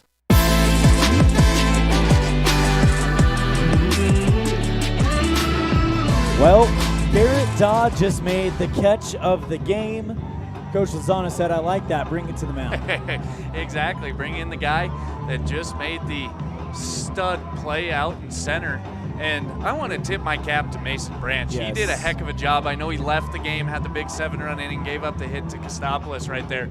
But, man, he really gave the Laramie Rangers a chance early in this game until that 3rd inning rolled around. But he did a very good job for the sophomore. Working out of that bases-loaded jam is a big one. That is a big highlight moment for Branch. Dodd onto the mound. Ben Malone will come in to left field. moves Brandon Chavez over to center. Batter for the Post 6 Sixers is Mason Tafoya. He was hit by a pitch, came around to score as part of that 7-run inning. That one off of Morris. Throw, that one is barely going to miss. But man, what a fire by Morris. It was a ball that got away from him, and he still got up and fired it in time to make the play interesting. Yeah, that was a good job by Morris, and Kostopoulos did a good job of advancing. That got just barely far enough away as Kostopoulos was nearly thrown out, but Sixers with a runner in scoring position with just one out. Of course, that run is on the ledger of Mason Branch, the starter. 1-0 on the way, 2 balls, no strikes. Branch's final line, he went 3 1/3, 8 hits, 7 runs, 6 earned, 2 walks, 2 strikeouts, and responsible for Kostopoulos at second, as you were just saying. 2-0 on the way, outside, or so, excuse me, inside, 3 balls, no strikes. This is a tough one when you're in the Laramie dugout right now. You're down 7-0. You don't want to concede by any means, but you know that you could be in an elimination game tomorrow afternoon. 3-1 in the zone, strike one, and if it does end up being an elimination game, it's against that monster of an offense in Casper. Absolutely. Maybe they were looking at that, and that's why Ryan Chamberlain's at short today. This one, a popper to Ryan Chamberlain. Nice throw across the diamond by Chamberlain for out number 2. That was a bullet by the star of Laramie. That was a fantastic play by Chamberlain. Went to his backhand, planted his back foot, and just fired that thing across the diamond. I thought he was maybe going to be able to go to third base as Kostopoulos took that, was unable to beat the ball, but Chamberlain took the sure out. Keldon Hastings takes ball 1 down in the dirt. Good stop by Aiden Morris. That run 90 feet away. It's going to be huge that Morris is a wall back there for the Laramie Rangers. 1-0 on the way. Outside, good grab by Morris, and right now, if you're Laramie, get out of this inning and see if you can build some momentum, because I will be surprised if Fieser comes back. I will too. I think I saw some white pants walking out towards the bullpen, so his day may be done. Fly ball into right field. Moore camped out under it, makes the grab, and the inning is over. Run does not score. It is 7-0 going into the bottom of the 4th. Cheyenne Post 6 leads.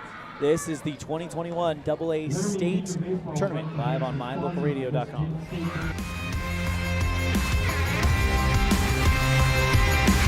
Toronto Valley Federal Credit Union is a not-for-profit financial institution. When you become a member, you are an owner of the credit union. We believe in people over profit, and that impacts the way we do business from our overall structure down to the smallest detail. Our philosophy sets us apart, and we're here for you. Earn more with our high-yield checking account, start a savings goal, check out our competitive loans, and much more. Become a member today. We're a caring partner dedicated to your financial success. Member NCUA. This First Bank of Wyoming broadcast of Outlaws Baseball is brought to you in part by Hoover Chiropractic. Dr. Todd Hoover does all the chiropractic work you need, as well as blood work, dietary supplements, a weight loss program, x-rays, and he can help you get rid of migraines and allergies.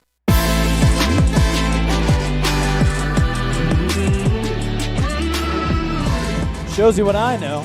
Zach Kostopoulos out there, Bradley Fieser out there for inning number 4 of work. And now we got to pay attention to something.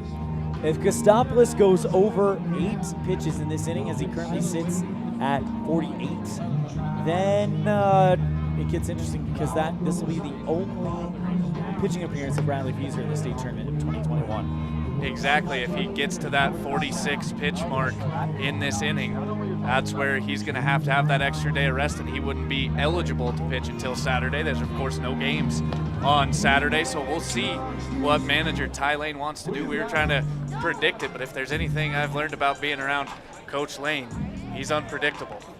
And this also could be a play like maybe he came out to Fieser and said, you know what, this is going to be your only appearance in the state tournament. We need you for regionals. Exactly. That could be a situation. I know that this Post 6 squad has their eyes on that regional tournament. Have to take care of business here first. Can't start looking ahead.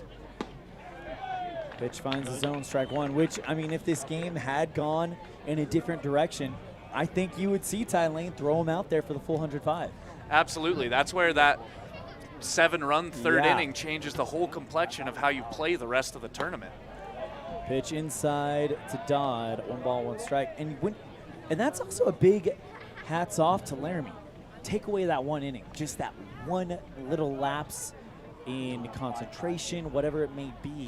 And they're looking good. This one, fly ball into left field. Julian Romero puts it away, out number 1. And you're absolutely right. If you're Laramie, you're sitting there going, man, I think we've played pretty well. We've gotten 3 zeros. We've gotten some base runners on against Feezer. It's the big 7 where we just let things get a little out of hand in that 1 inning thus far. It is Wednesday night fever as Brandon Chavez walks up in his home ballpark. A championship semifinal. His team down 7-0. It's not an insurmountable lead, but definitely daunting. 1 down. First pitch to Chavez. Down low, ball 1. And you mentioned playing a state tournament in your home ballpark. Nothing better than playing in your hometown under the lights in the postseason. Yeah, you don't have to worry about hotels. It just is so awesome for these guys that get to play at home. 1-0 on the way. That one, a beautiful pitch from Feezer. Finds zone, 1 ball, 1 strike. Yeah, Feezer's really dialed in since that. Only given up a couple of base runners, has Bradley Feezer. He only had 8 pitches to work with coming into this inning. This one up the center. Fielded by McAnally. Throw is down in the dirt. Did Kostopoulos dig it up in time? He did. 2 down. What a play by McAnally and Kostopoulos. Really beyond his years. That throw, and Kostopoulos just takes his time, digs it up, and that's going to do it for Bradley Feezer. We're going to take a break. We're going to tell you about who the new pitcher is for Post 6. It's Pick Your Poison when we come back after this at the 2021 AA State Tournament on mylocalradio.com.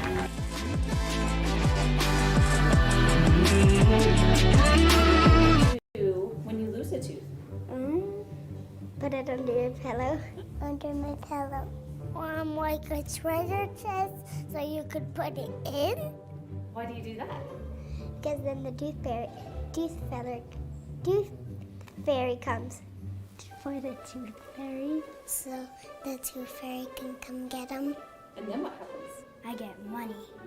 We may not be the tooth fairy, but we can still take care of your teeth. Bear River Dental in Evanston. The best cement comes from Ellingford Brothers in Evanston. They've been mixing cement for every type of job for generations. Major construction, road and bridge, cement blocks, foundations, sidewalks, curb and gutter, cement steps, septic tanks, and water troughs. No job is too large or too small. Make sure you get the best quality cement available at the best prices. Always get your cement from Ellingford Brothers. Call today. Ellingford Brothers, we know cement. 307-789-1515.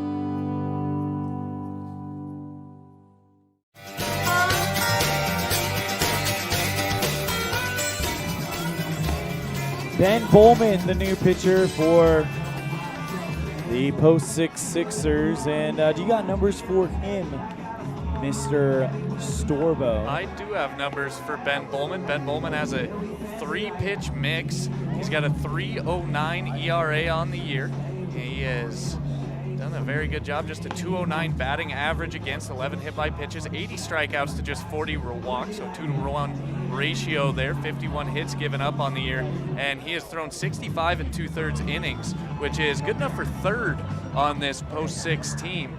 And he's a guy that'll be going to college next year to pitch at Mount Marty. We saw him on day 1 against Rock Springs come in, throw an inning. And so he's a veteran guy, and he should do a good job against the Rangers right here. First pitch from Bowman. He'll face the batter Hogsett.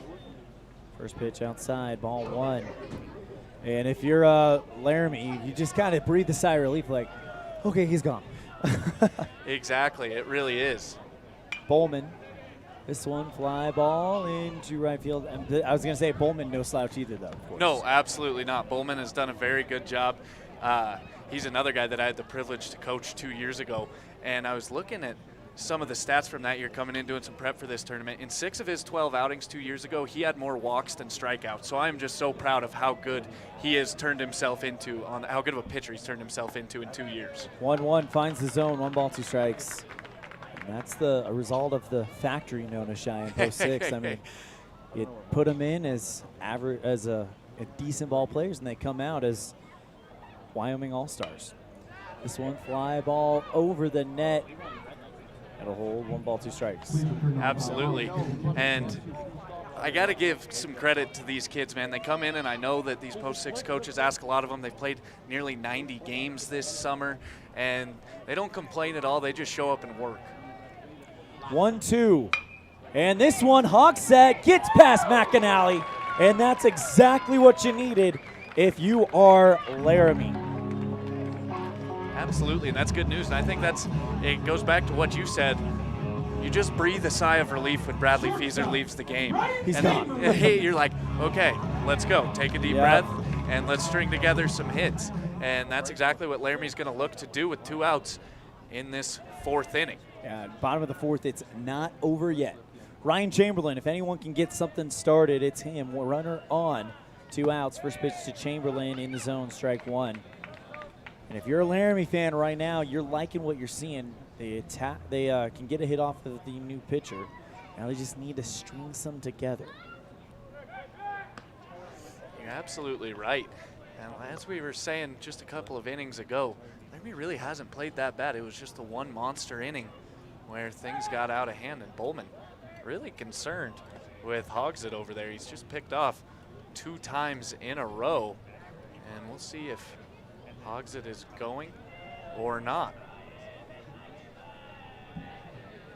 0-1 count, swing and a miss, strike 2. That was a really good slider from Ben Bowman there. I was talking about his 3-pitch mix. He goes fastball, slider, changeup for this Sixers squad.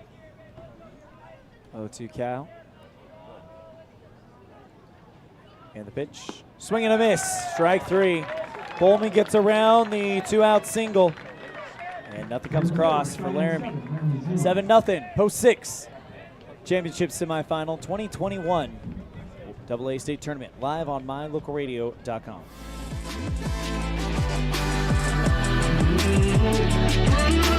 What do you do when you lose a tooth?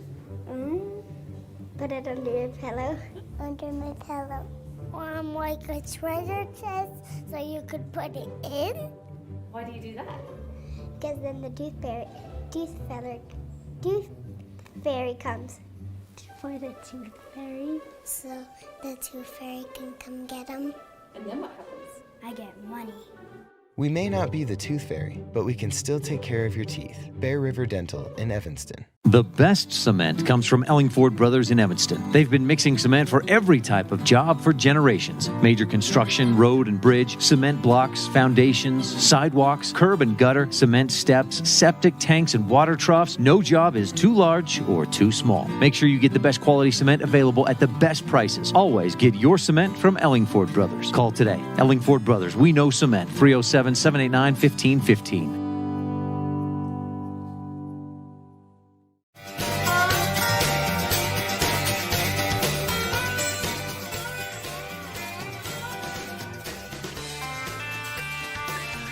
Post 6 up 7-0. Take away that 7th spot in the 3rd inning, and it's a scoreless game. But that 7th inning has meant all the difference as we come into the top of the 5th. And you hate to mention it, but there is the run rule. Cheyenne 3 runs away from getting it. That one fouled off of the foot of Hayden Swain. No balls, 1 strike.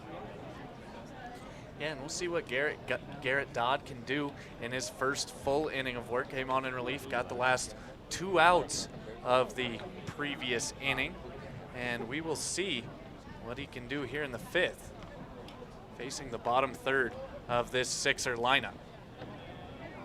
Pitch way in the dirt from Dodd, breaking ball.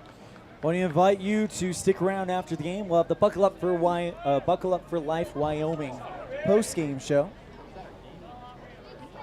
Colin Holtz has done a bang-up job on that production all week. Pitch outside, down low, ball 2. 2 balls, 1 strike to Swain. And then, of course, at 11:30 on mylocalradio.com, the 307 Baseball Daily State Tournament Recap Show. Going to have an interview with Evanston ace Gus Allred on what probably is the biggest story of Day 3. The Evanston Outlaws headed to the semifinals after upsetting Gillette. Absolutely. That was a heck of a game. I got here and watched the end of that one in Evanston. You could tell how much they wanted that game. Fly ball into right field. Moore camps out under it, makes the catch shy of the track. That's out number 1. And I'm not being biased when I say it's probably the biggest story out of today. Oh, absolutely Can not. see some people giving me some looks. You have no gripe from me. I mean, you're producing this out of Evanston. Makes perfect sense.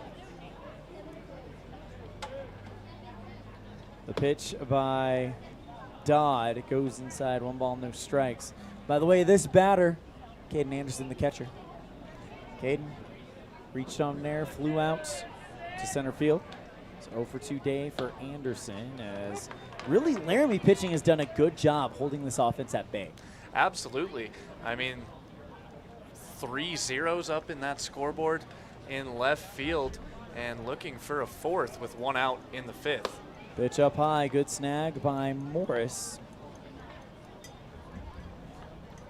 Caden Anderson has swung just a fantastic bat thus far. Had back-to-back multi-hit games. Not as much success today, but can be your day every single day. 2 balls, 1 strike. Pitch rides in. 31 count to Anderson.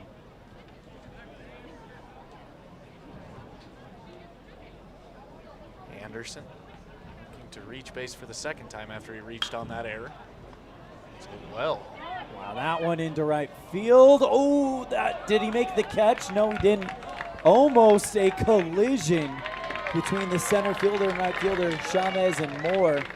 And into second is Anderson. There's his first hit of the game. Yep, there it was, and that ball was hit very well into that right center gap. And you're right, there was just a little bit of miscommunication between Chavez and Moore. Not really sure who was going to get it, and neither one of them ended up making the play. Just grateful that both of them are okay and that there wasn't an actual collision, because that can be a scary moment. Absolutely, and the Sixers have dealt with some of that. Dom Lopez missed about 2 weeks in late June, early July after a collision with Mason Tafoya in right center field to play. An awful lot like that. First pitch to Ty Lobmeyer, in for a ball. Something interesting about Ty Lobmeyer on senior night a couple weeks ago, they played him at all 9 positions in the senior night game against the Greeley Gojos. Just kind of an interesting tidbit about Lobmeyer. That is awesome. It's kind of like that Will Ferrell playing 9 positions for 9 teams in 24 hours. Yeah, thing. I will say it was kind of weird because it was only a 7-inning game, so 1 inning after each out, he would switch with an outfielder to make sure he got all 3 outfield positions in. 3 balls, no strikes. I'm probably going to get flack for this, but as far as I'm concerned, Lobmeyer's probably funnier than Will Ferrell. I've spent some time with Ty Lobmeyer. I think I'm going to give the tip of the cap to Will Ferrell on that one, but I'm an Anchor Man. I'm just saying, I'm not a big fan of his, so. 3-0 in the zone, 3 balls, 1 strike to Lobmeyer. Better baseball player, absolutely. Absolutely. That I will 100% give you. 3-1 on the way. This one hit down the first base line. Nice grab by Medina. Tags the bag at first, and the runner advances to third. But you know what? You get the out. And now you take a lot off of the table for this post-16. A team that, again, Laramie has held scoreless since giving up those 7 runs in the third. And before that, they didn't give up anything. So this has been a good matchup. And possibly a preview of a state championship matchup we'll see on Friday. Pitch down low, ball 1. Absolutely, and anytime you give up 7 runs, I don't care who you're playing, what level of baseball you're playing, you give up 7 runs in 1 inning, and it makes it really difficult on your team. That one off of Morris, but it the glove of Morris bounces and rolls away. Good job by Garrett Dodd to get there to cover the plate. That is what keeps the runner at third, Caden Anderson. Absolutely, and when you're in that 7-run hole, you don't want to give anything away for free, and Morris did a good job of keeping that in front and hustling to it. 2 balls, no strikes. Up high, 3 balls, no strikes. All right, since we're on the subject, who is the funniest post-6 Sixer? Oh, that's a good one. You know, I've spent a lot of time with these guys over the last 2 summers, and if I had to go the absolute funniest post-6 Sixer, I would go with Keldon Hastings. He has the driest sense of humor, cracks jokes at the funniest times, and sometimes when you coach him, you can't do anything but laugh. This one laced into center right field. That's 8 runs for post 6 as he's hustling for second. Throw is going to be close and almost gets away. Good job by Dodd to cover it up, but it's 8-0 Cheyenne. Right fielder, Dominic Lopez. I will say, I'm a little biased. I've spent some time with Keldon Hastings. His brother used to be my catcher for post 6, Finley Hastings, and so I know him very well, so that's probably a little biased on that funniest Sixer player. Laramie Rangers, who have had a magical run in this tournament. It's not over. Even if this game is this score holds, it's not over. They'll play this score holds. They'll play Casper tomorrow at 1, and you expect the crowds to be out in force there. That one off of Morris. It rolls to the screen. That noise you hear is the gravel getting kicked up against the wall, and going to third is the runner Romero.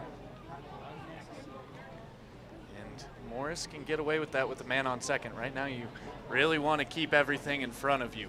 If you're Aiden Morris, that is crucial. As you mentioned, the 10-run rule is looming. Cheyenne's at 8. And Coulter McAnally represents the bat that could drive in that run. This one, hard grounder at Chamberlain. Throw over to first. That's out number 3. So Laramie hangs on, only gives up 1.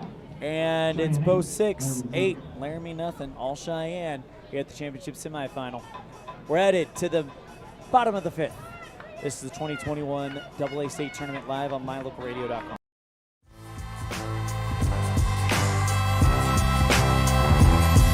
There's a reason Rocky Mountain Yeti is Southwest Wyoming's #1 dealer. Come in and see what all the buzz is about. Voted Best of Evanston by you. Best of Evanston in new car sales, used car sales, and Best of Evanston in service. We have the best selection of inventory in town, paired with our legendary 20-year, 200,000-mile warranty. Come see us today at one of our 2 locations, 100 Wasatch Road or Yeti on 3rd next to Walmart. Let us help get you on your next adventure today. Rocky Mountain Yeti, legend driven.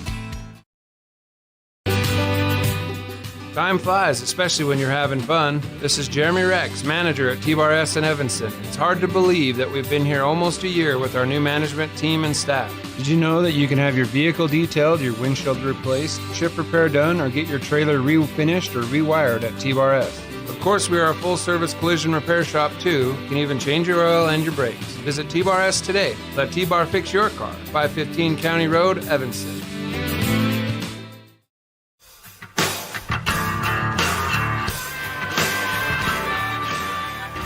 Welcome back to Laramie. The homestanding Rangers playing in the final night game of the 2021 season, and the crowd has shown up. And if you're the Laramie Rangers, right now it's about little battles. Get runners on, get hits, bring them in, one thing at a time. Jenkin takes the first pitch down low from Ben Bowman for ball 1.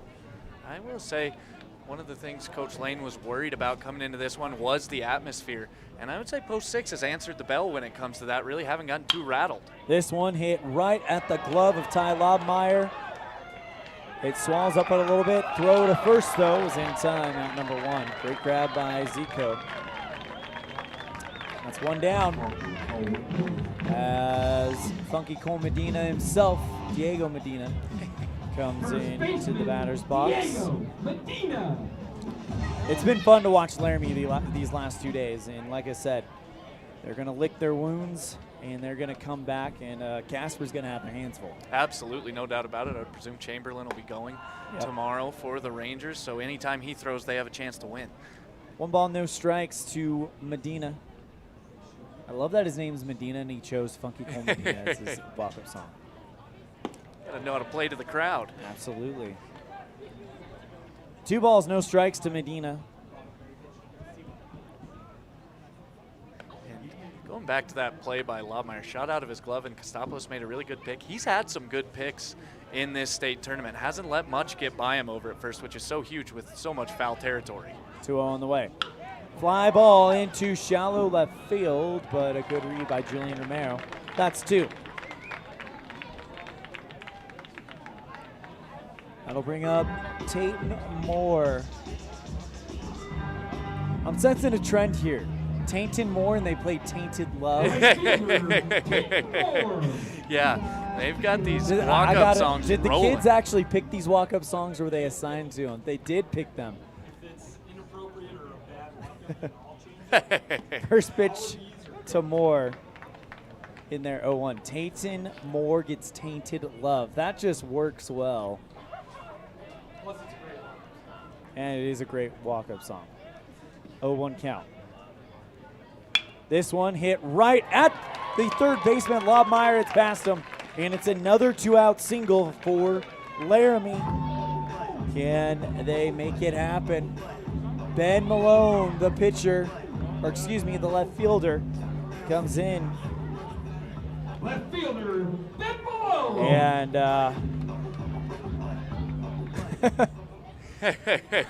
I just heard that, paid attention to that walk-up song for the first time. That's an interesting choice. There's a story behind it. Yeah, I'm sure there's a story behind it.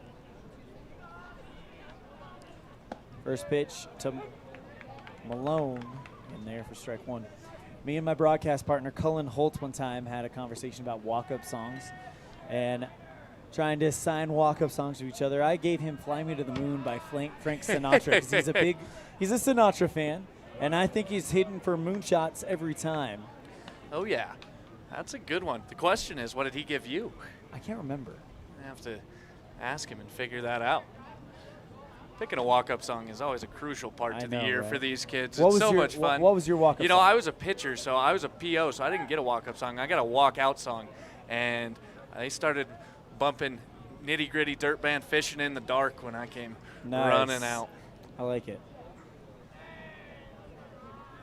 1 ball, 1 strike. They didn't have walk-up songs when I was in high school. I didn't play that much in high school. I enjoy the game, but I was not very good at it. Let's put it that way. Oh, I love it. Coach Ty Lane looked at my swing one time and said, yeah, man, you get to stand on the mound. Shallow into center field. And here come the Rangers trying to put together some late momentum. That's the 3rd hit off of Ben Bowman. And now they'll turn over to the top of the order, Aiden Morris. It's so crucial for these teams when your 8-9 guys can reach and flip it over to the top, especially when the Rangers have had some success against Bowman since he's come in. They've hit some balls well, back-to-back singles from Moore and Malone, and Aiden Morris going to look for his second base hit of the game. Well, that was perfectly placed by Ben Malone. Just put it in the center field grass, just over the head of McAnally. First pitch, swing and a miss. That was a cut from Aiden Morris. I mean, if you get some runs in, hey, you could capture some momentum. And we've seen crazier things than this. We have. A team go down 6-0 and tie it up in one inning. Just today. That one fouled off. No balls, 2 strikes. Casper won their elimination game, their quarterfinal, so to speak. Final score 12-6. The Oilers not sitting under us anymore, but it was good to see them while they were here. They will play the loser of this game at 1 o'clock. Evanston updates Gillette in a 3-1 masterpiece by Gus Allred. As the 0-2 misses 1 ball, 2 strikes to Aiden Morris. The winner of this game will play the Outlaws at 4 o'clock tomorrow. 1 ball, 2 strikes to Morris. The pitch, that one down low, and a good stop by Anderson. If that gets away, you've got runners in scoring position. for Laramie. Absolutely, and Anderson just threw his chest in front of that and absolutely smothered it. Good job by Caden Anderson. 2 balls, 2 strikes to Aiden Morris. Laramie needs some momentum here. 2 down. Runners on first and second. The pitch, swing and a miss. And post 6 works out of the jam. Nothing comes across, 2 stranded for the Rangers. We're off to the 6th. 8-0 Cheyenne. On the MyLocalRadio.com scoreboard, this is the 2021 AA State Tournament on MyLocalRadio.com.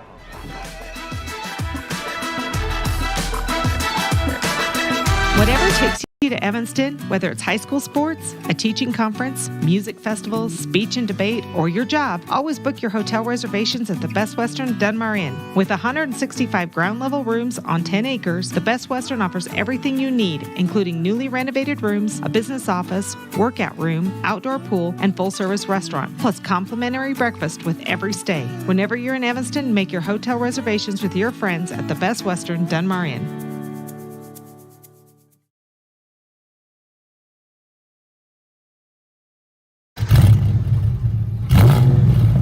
I'm Kendall Roberts with the Wyoming Seatbelt Coalition. Whether your car is a classic car or a new one, buckle up every time. Buckle up for life, Wyoming.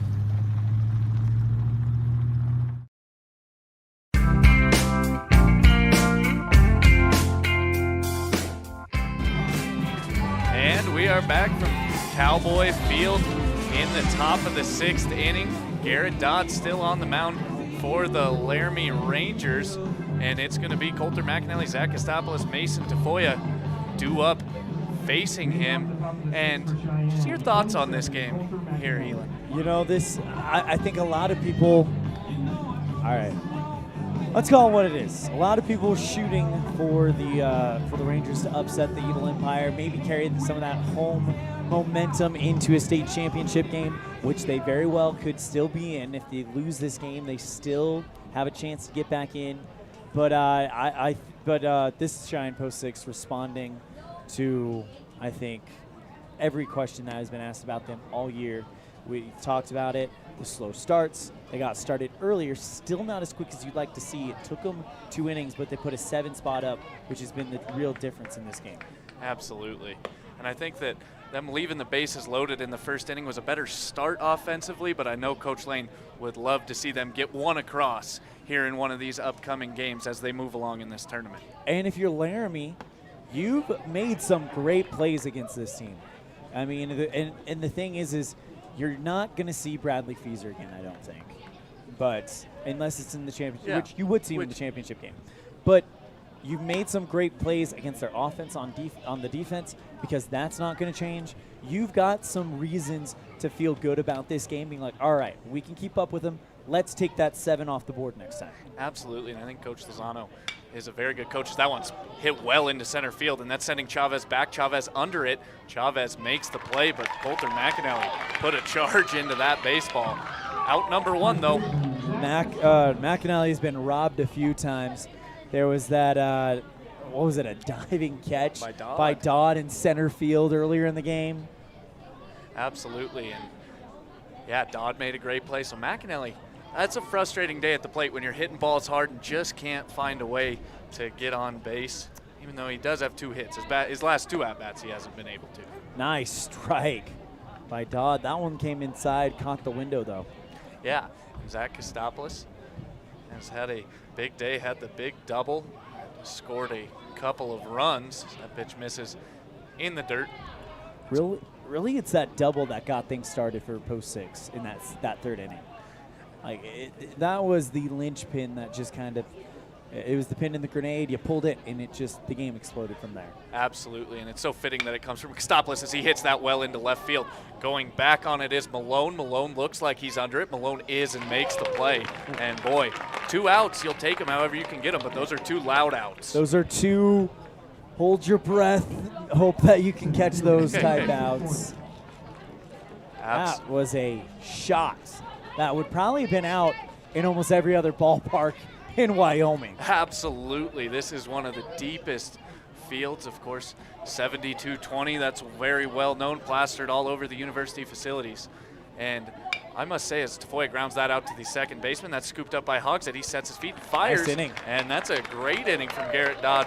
3 up, 3 down. Rangers going to see if they can get something going in the bottom half. You're watching the 2021 AA Legion State Tournament on mylocalradio.com.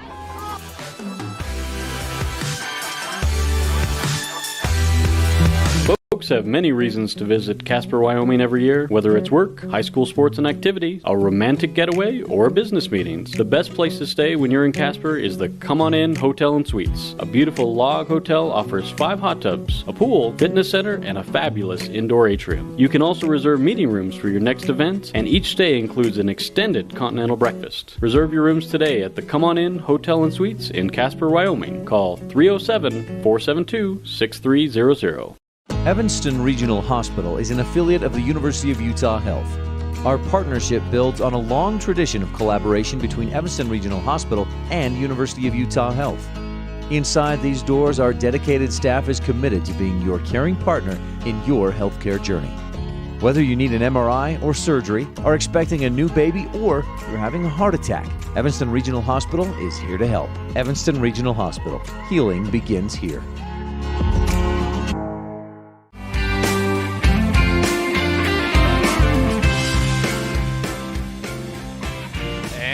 Back at Cowboy Field in Laramie, Wyoming, the nightcap of day 3 at the state tournament. And welcome back to the Union Sports Broadcast booth. We're broadcasting from the Union Sports Broadcast booth today at Cowboy Field. And Garrett Dodd, Brandon Chavez, and Riley Hogsett offering high-speed internet for your home and office.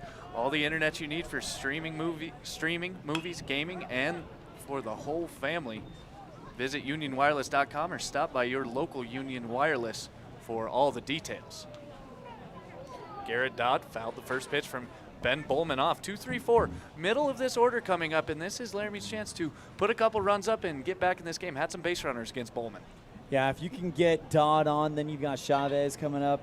And then you've got Hogsett, who got the single, kind of broke the strangle a little bit that Cheyenne's had on this game. And then you got Chamberlain. So you've got your top guys up. I think it's time you got to take advantage of it. Absolutely. It's one of those situations where when a manager writes a lineup, you put those guys in that position for a reason. You need these guys to come through, especially late in the ball game. Yep.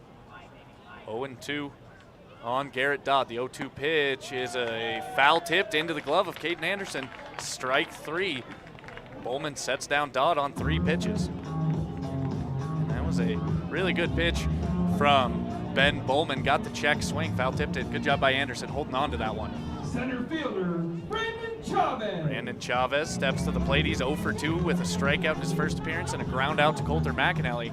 And Ty Lane's going to come out of the dugout, and he just points at Coulter McAnally. So I think we're going to see C-Mac on the mound in this one. Might be some pitch count issues with Bowman. Want to have him available as we're going. Not sure exactly what he's at, but Ben Bowman's day is going to be done. Yep. Good job by Bowman. I think he's going to go to shortstop. He grabbed an outfielder's glove. He's going to go play center, and Tafoya's going to come in and play the infield. My prediction would be Bowman to center, Hastings slides to short, and Tafoya slides to second base if McAnally is pitching. So we get our first look at Coulter McAnally. McAnally, another one of these super sophomores. He's in the same class as Bradley Feaser. We saw him starting this ball game, did Coulter McAnally. And Ben Bowman did a good job in the time he was in. Bowman's final line, an inning and 2/3, 3 hits, no runs, 3 strikeouts.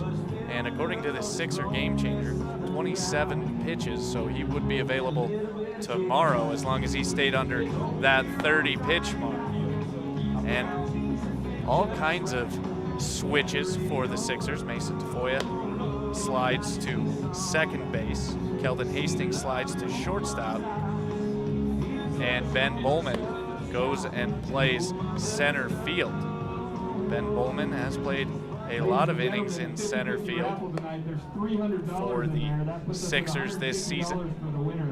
Ticket number 299. And we'll see how CMAC does. CMAC has been a very productive arm for the Sixers this year. He's used a lot of different roles. He has some saves, he has some starts, 58 and a third innings pitched. He's appeared in 10 games. This will be his 11th. He is 7-1 with 3 saves, as I mentioned. 11 walks, 104 strikeouts for Coulter McAnally. So McAnally and Fees are both over that 100 strikeout mark for the Sixers.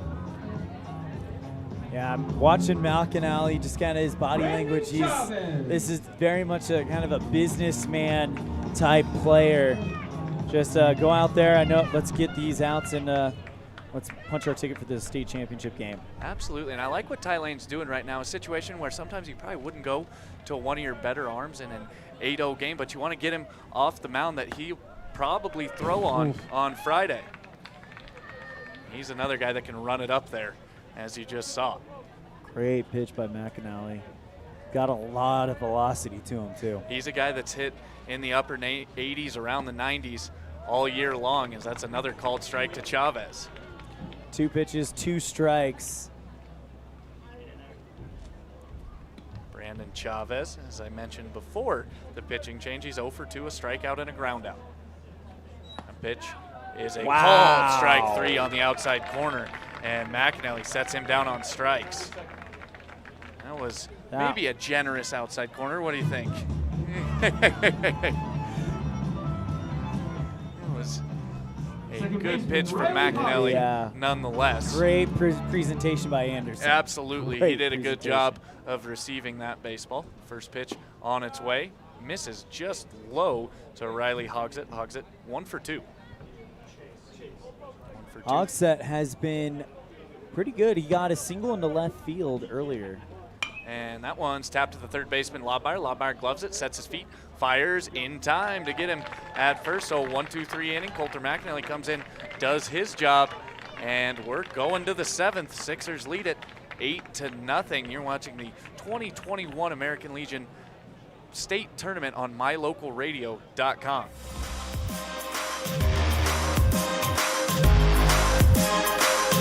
Do when you lose a tooth? Put it under your pillow. Under my pillow. Like a treasure chest, so you could put it in. Why do you do that? Because then the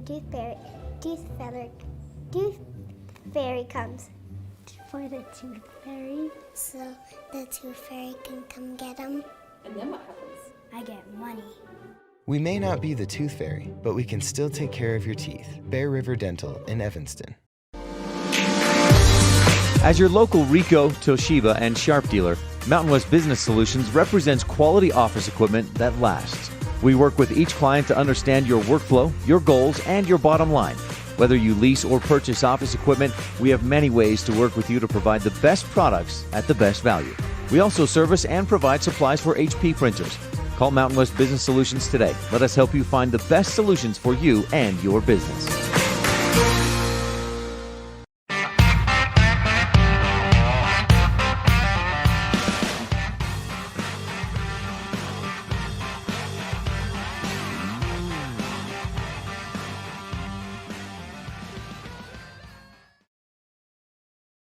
Broadcasting from the Union Sports broadcast booth today at Cowboy Field, offering high-speed internet for your home and office. All the internet you need for streaming, movies, and gaming for the whole family. Visit unionwireless.com or stop by your local Union office for all the details. And we have a new arm on the mound for the Laramie Rangers. It's Ben Malone. Garrett Dodd goes back out to center field. Brandon Chavez slides back to left where they were originally playing. All right, now if you're the defensive Laramie, you got to hold them. You got to hold them. This game is going to go 7 innings or no matter what, but you don't want to dig yourself in a deeper hole. Absolutely, and you want to build some good momentum, finish on a strong inning going into tomorrow. It's a very tall task to come back against this Sixers squad down 8-0 with just 3 outs remaining. But you want to get some momentum going as the first pitch to Hastings misses, and that one is a called strike on the inside corner. Good pitch from Malone. Yeah, Malone, definitely one of those arms that from what you can tell, he hits his spots. And if he hits those spots, he's going to be successful. Absolutely. The 1-1 pitch from Malone. That one misses way in front of home plate. 2-1 on Hastings. Garrett Dodd's day is done. He went 2 2/3 inning, 1 hit, 1 run, no walks or strikeouts from Dodd. He did a very good job kind of carrying the water and keeping the score where it was. Just gave up the 1 run a couple of innings ago in the 5th. Malone out of the windup, and Hastings skies that into center field. Garrett Dodd going back on it, and he is on his horse, and he is unable to make the play. Bounces out of his glove. Hastings going to pull into second, and that is where he will stop. And Garrett Dodd, man, he was standing right in front of that 400 sign and threw it all the way in to the second baseman, hogs it. But that's one. Garrett Dodd was going back really fast and just unable to glove it. And you got to have that if you're Laramie. You got to make that catch. Now you've got a runner in scoring position. And dangerous batter up in Mason Tafoya. No, it's Ben Bowman, actually. Ben Bowman, yes. Bowman came into the game to pitch, so he's in the DH spot. He shoots one into right field. That's going to be scooped up by Moore. Being waved home is Keldon Hastings, and Hastings will score standing up. And in Bowman's first at-bat, he shoots one through the right side for an RBI single. Really good swing by Bowman. Didn't waste any time and just went with that pitch, hit it where it was pitched. That's exactly what this hitting coach staff preaches. Caden Anderson steps to the plate. And Malone comes set at the chest, gives a look over to Bowman. And Hastings fouls that up and out of play. Not sure Bowman will be running here, but he does lead the team in stolen bases. He has 29 of those coming into today. Malone set at the chest, gives a look over to Bowman.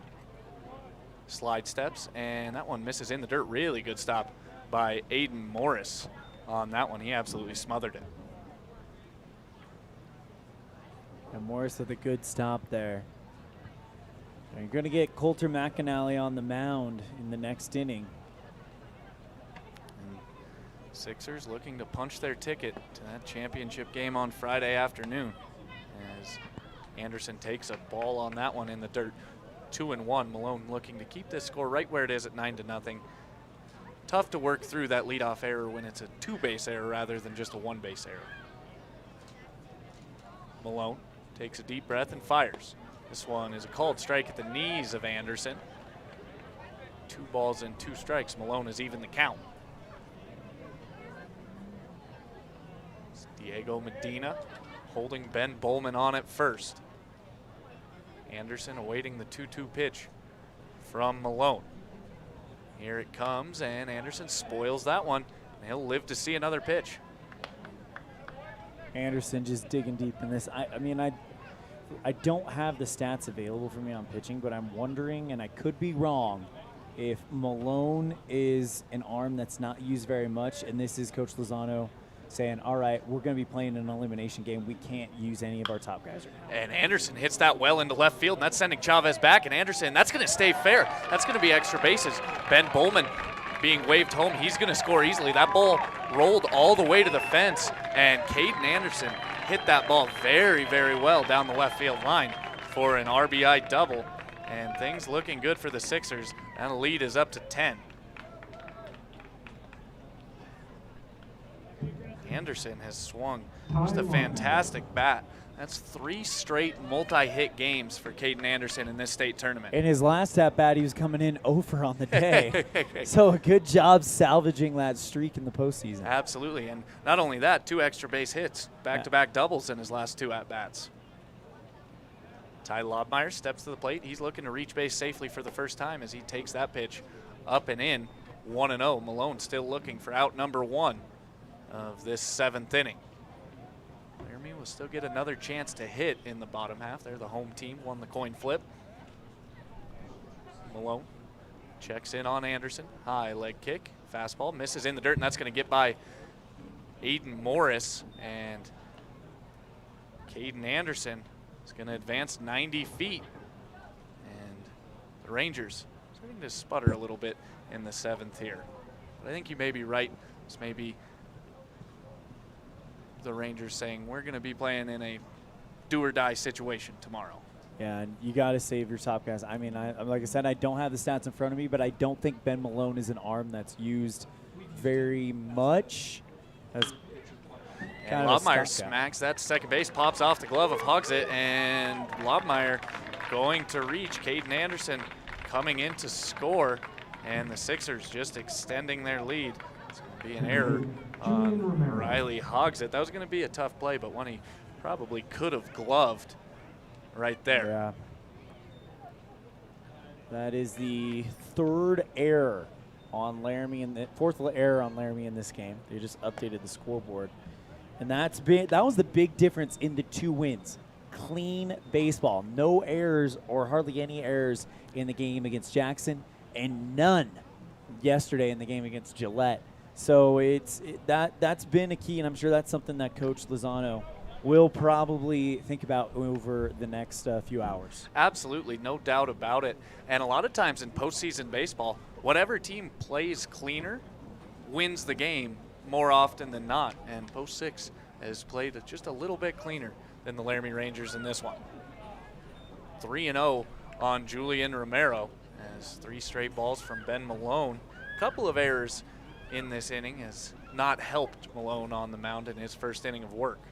Errors and walks, those are the death nails in the postseason. If you can cut down on errors and walks, doesn't matter who you're playing, you're in the game. Absolutely, and I think that applies to every level of baseball, whether you're in the MLB at the American Legion State Tournament or playing 10-year-old baseball. If you don't walk guys and if you play clean defense, you're going to be in a lot of baseball games. 3-1 pitch to Romero is fouled back, up and out of play, and ooh. Did it? I heard it hit I think it hit the metal part on the back, but man, that was smoked into the crowd. And as we were mentioning, it's a packed stands tonight. Not much room. Is David Settle okay? I see him over there, so he's doing all right. As Romero draws the walk right there, and Malone just struggling to get anything going right now, and they're going to have a conversation with the coaching staff of Laramie coming out of the dugout. So through 3 days, you've seen every single game. What are your thoughts on just this whole state tournament in general? Oh, my gosh. It's been amazing. Every game it feels like postseason baseball. I mean, there's just some different feeling about it. Every pitch, every at-bat, every moment seems to kind of connect to the other in this beautiful picture. That is that's the state tournament, you know, and it's been really fun to watching every single game and checking out all these teams. Of course, Post 6 is the favorite, and I knew that coming in. And just seeing them, I only saw them in person once during the regular season. I've been watching Game Changer scores all year, and just seeing them in person as many times, it's really fun. And just hats off to the folks here in Laramie. They have been so accommodating. They have been so great to work with. And the atmosphere that they built here, it makes you feel like this is big time. Absolutely. They've run a fantastic tournament through 3 days, and I don't expect that to change. As we have a new hitter, Keegan Bartlett, into the game for the Sixers. And so Dom Lopez's day is done, and Keegan Bartlett is going to get a look, and I would presume he'll stay in and play the outfield. He does play the outfield, so this substitution does make sense. Bartlett, even in this count, 1-1 against Malone. Lobmeyer on second, Julian Romero on first. Lobmeyer reached on an error, Romero reached on a walk as that pitch misses inside. And it's 2 balls and a strike on Keegan Bartlett. Bartlett, a name around the state. A lot of people remember his older brother, Tevis Bartlett, went on to play at the University of Washington for football, and this is his little brothers. That one misses in the dirt, 3-1. Yeah, Laramie right now, I think you've just got to take a deep breath, get an out. Trade the out for the run if you have to. Do whatever it takes to kind of start getting some outs. I think this game is not in question. I think you need to start focusing on getting out of here and turning the page, because it is tough, especially for high school athletes. When you suffer a loss like this, sometimes it's tough to reset it and re-go. Zach Kostopoulos' night is done, apparently. Yeah, that's Trenton that's Rodriguez in the on-deck circle, so it looks like Kostopoulos' night will be done. And Rodriguez plays first as well, so that makes sense going into the 7th. As the first pitch to McAnally, misses low and in the dirt. And good to see Coach Lane getting some of these guys that haven't gotten a ton of at-bats this week into the game and getting them some state tournament opportunities. Absolutely. But back to what I was saying about Laramie is the best thing that they can do is get out of the game as soon as they can and immediately be like, all right, we're done. We are not thinking about that one anymore. We're on to Casper tomorrow. And then when it comes time to play the winner of, at that situation, hang on. And that's a fly ball. What a play by the first baseman, Diego Medina. That was popped into foul territory. Medina lost his footing. And landed awkwardly. Yeah, it just looked like he slipped. He gave Coach Lozano the thumbs up, but yeah. Well, that's what I love about Coach Lozano. He's so attentive. He's so focused on these kids. As soon as that play happens, he's not cheering about the out. He immediately gets up and is like, "Oh, whoa, you okay?" Absolutely. And then he goes back and he's back in his seat and ready to go. Absolutely. Rodriguez does step in for Kostopoulos. That pitch misses upstairs. But going back to what we were talking about before with Laramie turning the page, that is so important. I mean, it is 9 o'clock tonight. First pitch for them is at 1 o'clock tomorrow, correct? Yep. So, yeah, you have to turn the page quickly and go, man, we lost that one, so what? That's why they give us 2 losses in this tournament. Exactly. And the other thing is that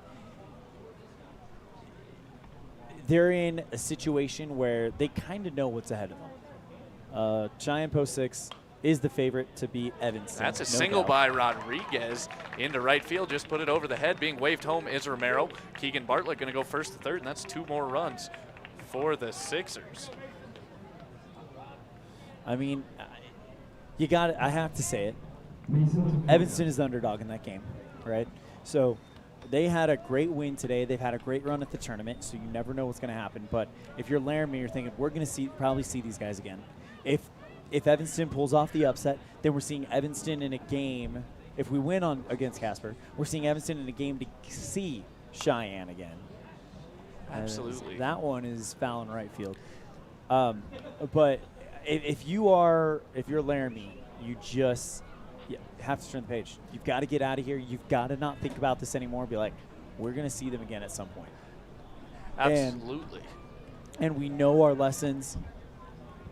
I think this 5 spot on the scoreboard, you throw it out. This isn't one of their top guys pitching. He's an arm that they've used from time to time, so I've been told. That one in the 5th, then you kind of throw that out. But, I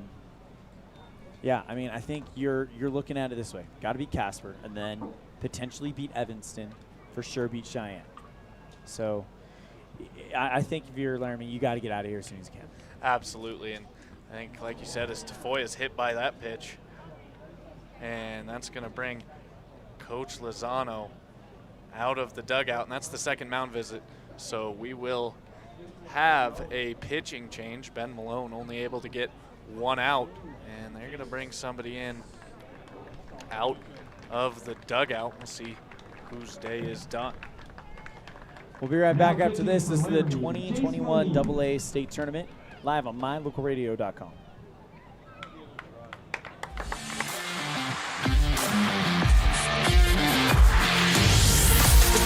The difference that sets Freeway Tire apart from other tire stores is the fact that we care. We care about the customer service we provide, we care about selling quality products at fair prices, and we care about your vehicle. So when you're looking for tires or having work done on your vehicle, everything from maintenance to major repairs, make sure you take it to the company that really cares, Freeway Tires, on Bear River Drive in Evanston. Stop in today or schedule an appointment with us online at freewaytires.com. There's a reason Rocky Mountain Yeti is Southwest Wyoming's #1 dealer. Come in and see what all the buzz is about. Voted Best of Evanston by you. Best of Evanston in new car sales, used car sales, and Best of Evanston in service. We have the best selection of inventory in town, paired with our legendary 20-year, 200,000-mile warranty. Come see us today at one of our 2 locations, 100 Wasatch Road or Yeti on 3rd next to Walmart. Let us help get you on your next adventure today. Rocky Mountain Yeti, legend driven.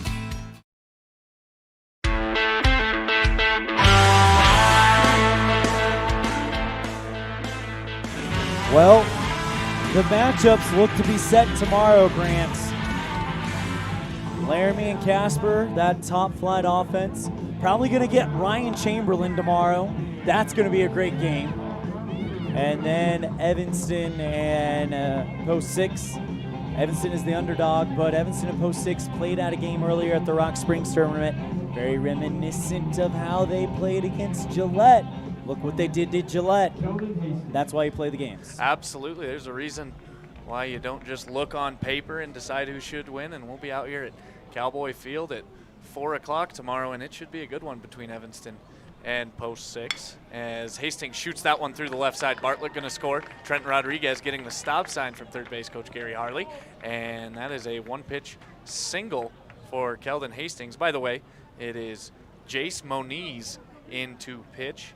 And boy, these guys are making a mess out of my scorebook here. This is the second inning where we've gone into the next one. But back to I think the storylines of those games for Casper and Laramie.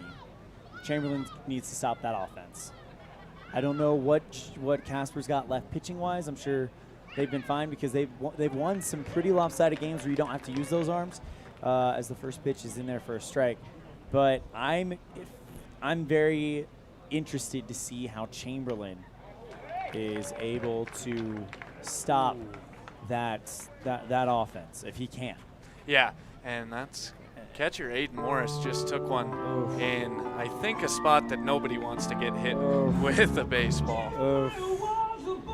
Oof, that does not look great at No, all. he jumped up immediately and dropped. But anyway, continuing on our preview, I'm totally with you. I think the storyline tomorrow for Game 1 is Chamberlain against that potent Casper offense. I think that is going to be a heck of a matchup. That is, I mean, no offense to Cheyenne, but I think that's the top 1, 2, 3 first 3 hitters in the state right now. With Douglas, Barr, and Pickett. Those 3 are just boom, boom, boom. That is a trial to get through.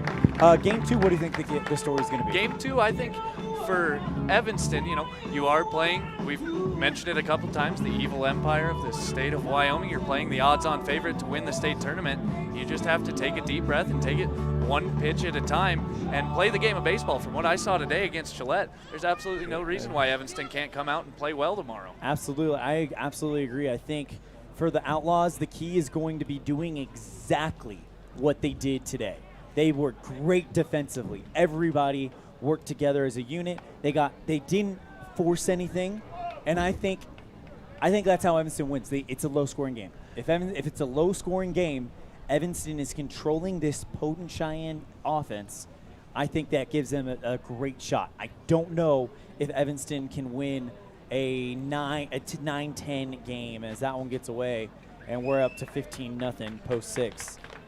I mean, I love those guys to death, but I don't know if they can keep up with a track meet like this. I think their biggest strength is defense. Absolutely. They showed that to the entire state today.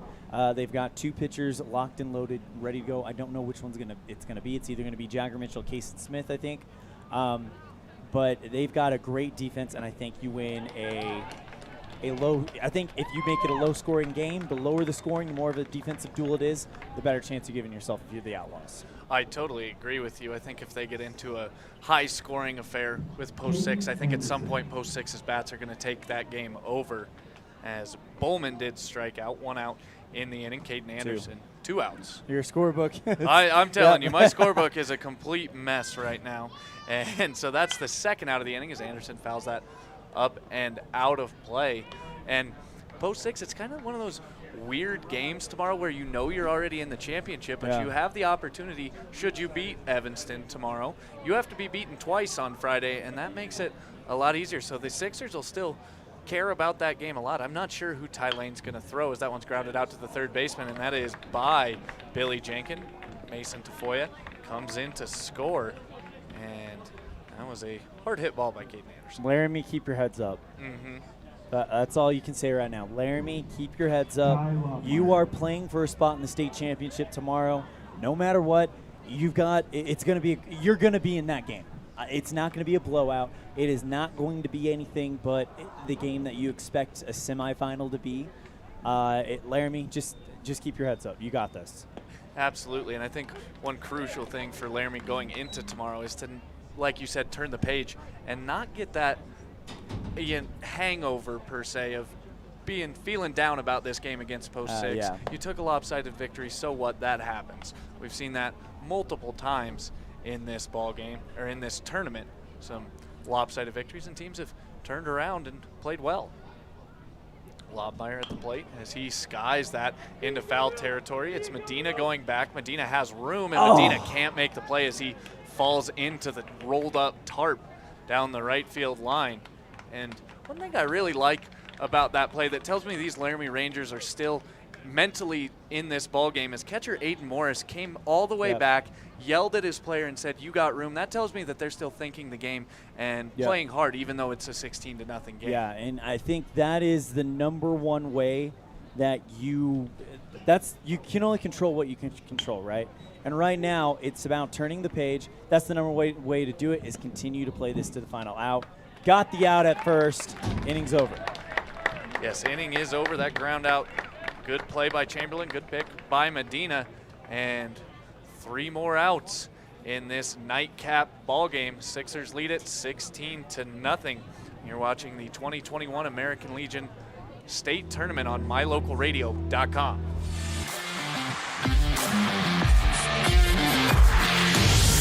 The big difference that sets Freeway Tire apart from other tire stores is the fact that we care. We care about the customer service we provide, we care about selling quality products at fair prices, and we care about your vehicle. So when you're looking for tires or having work done on your vehicle, everything from maintenance to major repairs, make sure you take it to the company that really cares. Freeway Tires on Bear River Drive in Evanston. Stop in today or schedule an appointment with us online at freewaytires.com.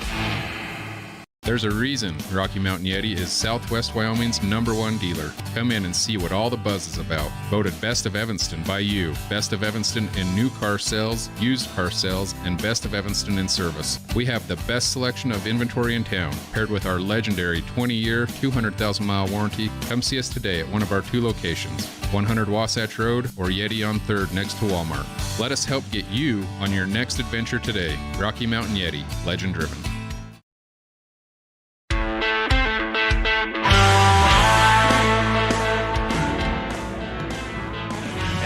Back at Cowboy Field, new pitcher on in relief of Coulter McAnally. It's Xander Jarash pitching for the Sixers. McAnally goes just 2/3 of an inning and strikes out 1, nothing else across his line.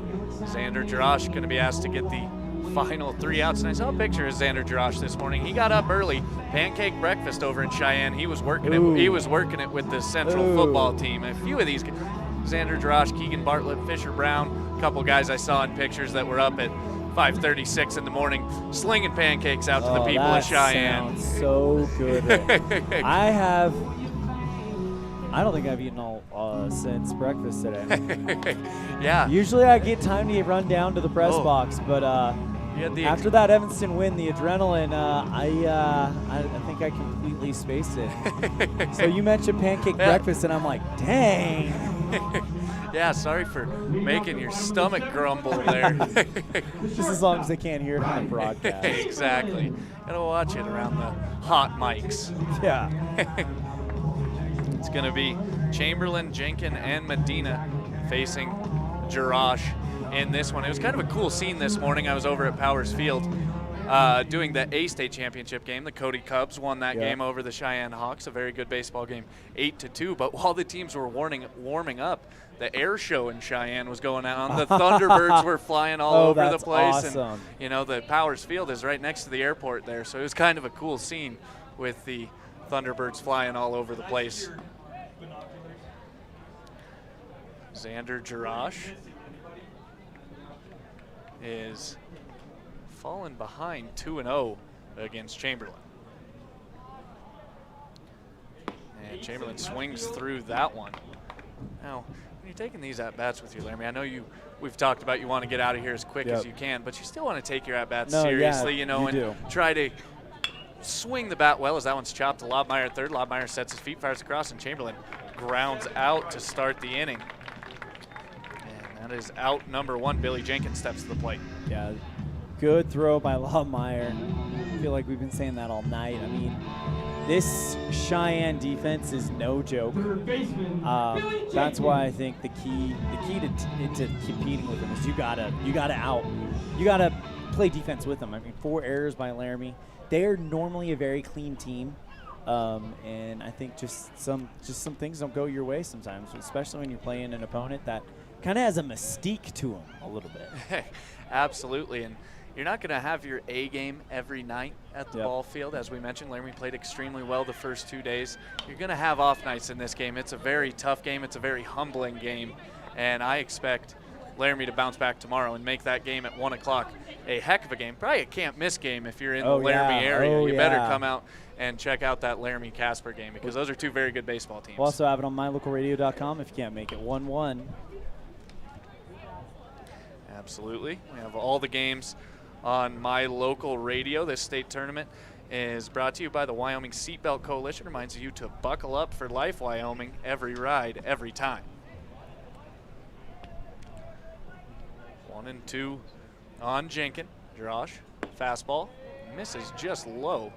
Good pitch from Jarash there on 1-2. And we've talked about it a lot, but post 6, the odds-on favorite. But there have been some really good baseball teams this week in Laramie at Cowboy Field. Yeah, and you know what? It all goes back to what I think everyone around the state has said.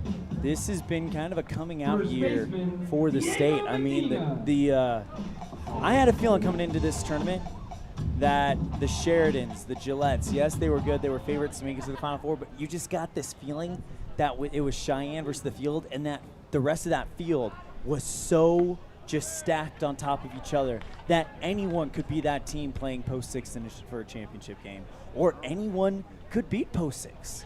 It's been a very competitive year in 2021, but post 6 still the bosses of Wyoming. Absolutely, and they've kind of flexed their muscles a little bit. The shutout on day 1, just 1 run given up yesterday, 0 today. 1 run scored on them all state tournament. That one's grounded out to Tafoya at second. Tafoya scoops it up. Rodriguez is at first in time, and that does it. 16-0. Post 6 secures their spot in the state championship game on Friday. It's Casper Laramie at 1 o'clock. Evanston post 6 at 4 o'clock tomorrow, right here from Cowboy Field. You can catch the action on mylocalradio.com. And Elon, had a heck of a time tonight calling this game with you, and excited for the next couple days. Absolutely. This is where the rubber meets the road. Final game under the lights, and post 6 wins it. 16-0 your final score on the mylocalradio.com scoreboard. We're going to take a break. When we come back, we'll have the Buckle Up for Life Wyoming post-game show live from the Buckle Up for Life Wyoming studios. Cullen Holtz will bring you all the action. On behalf of myself and my broadcast partner, Grant Storbo, thank you guys for tuning in. Enjoy the post-game show. Final score, 16-0, post 6 into the state championship. This is the 2021 AA State Tournament live on mylocalradio.com.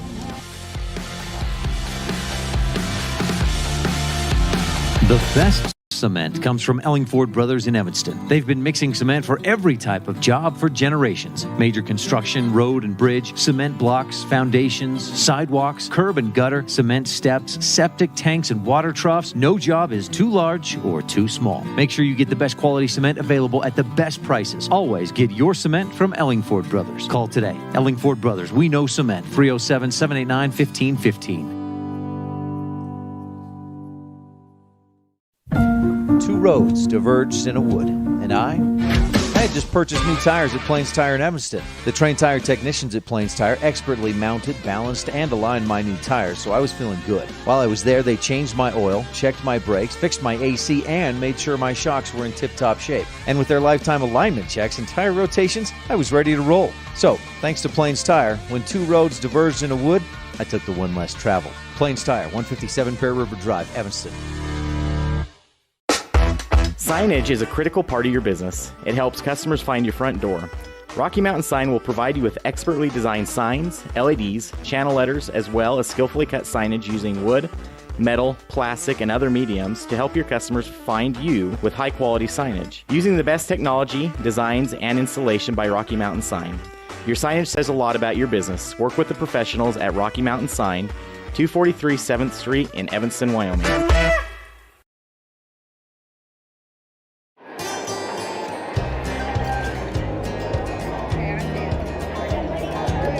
I buckle up because there's been too many fatalities around our house where somebody would have survived if they'd been wearing their seatbelt. I definitely wear my seatbelt to keep him safe. I wear it just for safety.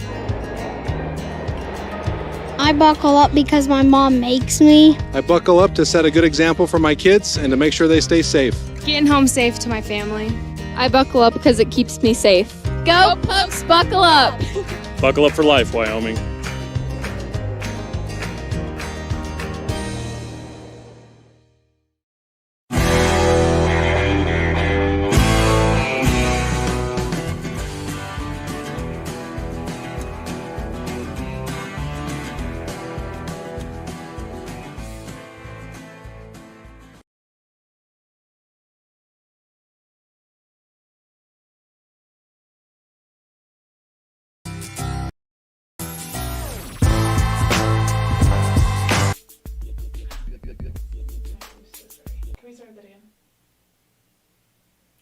Mute the mic, please.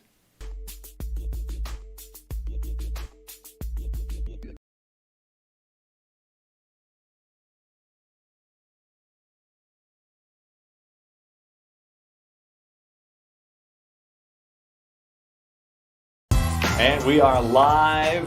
Finally, Game 3 is over. We've had a couple of long ones. We got pushed back by that early Casper victory.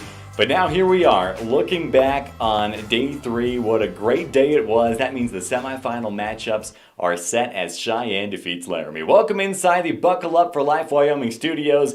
I'm Colin Holt, so happy to have you alongside. We're going to break down what just happened, and we'll kind of recap the day just a little bit, but we'll go more in depth during the 307 Baseball Recap Show, which will air later tonight. So a lot to digest as the Sixers continue to roll in this tournament. Speaking of rolling, let's roll the tape right here as we get you set to look at the highlights. Cheyenne versus Laramie, two teams that knew each other pretty well. Again, Laramie was the only team in the AA East to beat Cheyenne in conference play, so a lot of intrigue going into this matchup, but Cheyenne didn't waste too much time getting to work. As we pick things up in the third inning, Cheyenne, this is when they started to break the game open. We were scoreless until this point, and then the Sixers kind of did their thing. Dominic Lopez, that's an RBI single for him. Zach Kostopoulos, who has had such a good game, he gets the runners moving, brings in two with that double. Hayden Swain would follow it up with a bases-clearing double of his own as the Sixers just continue to pile on base hit after base hit. Julian Romero puts the ball in play. He brings another runner home in the top of the third. So after three, Cheyenne in front by a commanding score of 7-0. While the defense took care of business for Cheyenne as well, it would stay a goose egg for this Laramie team throughout the rest of the game. Cheyenne's offense continued to produce into the fifth inning now as we take a look at Julian Romero with another run brought in. This is a hard hit double to deep deep right center field, brings in 1 RBI. Top of the 7th, Cheyenne continuing to adding the exclamation points. Ben Bowman with an RBI single. Caden Anderson with an RBI double. Just a ton of good plays in the 7th as they continue to build their lead all the way up to 16-0, which was the final on that scoreboard out there from the Union broadcast booth in Laramie, as Cheyenne takes a short trip over the hill to defeat the host team, the Rangers. So they are the only unbeaten team remaining. Let's take a quick look at the brackets. We'll get a little bit further into that when we come back after the break. But first, let's just take a look at the losers bracket, what it looks like now. And I don't know if you can really call it the losers bracket anymore, but you can see on the right side of your screen there, Casper and Laramie tomorrow at 1, Evanston, Cheyenne tomorrow at 4. We'll go a little bit more in depth on all of this, including getting you some stats when we return to the Buckle Up for Life Wyoming studios. Everybody's got a reason to buckle up every ride, every time. And you'll hear from the Wyoming Seatbelt Coalition right now.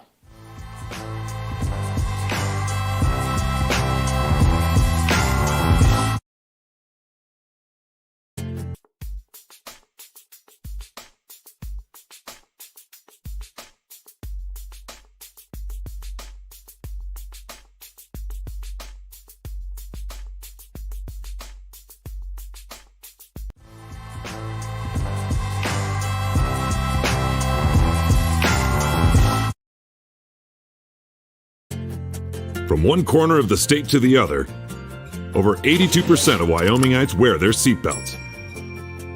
And to the 18% who don't, we say, let's buckle up for life, Wyoming. I'm Officer Kevin Malatesta, Public Information Officer for the Cheyenne Police Department. The Cheyenne Police Department for the May mobilization is really looking for people who aren't seatbelted in their cars. It's a secondary violation in Wyoming, but as we make traffic stops for speeding, cell phones, whatever it may be, we're going to be looking to make sure that people have their seatbelts on.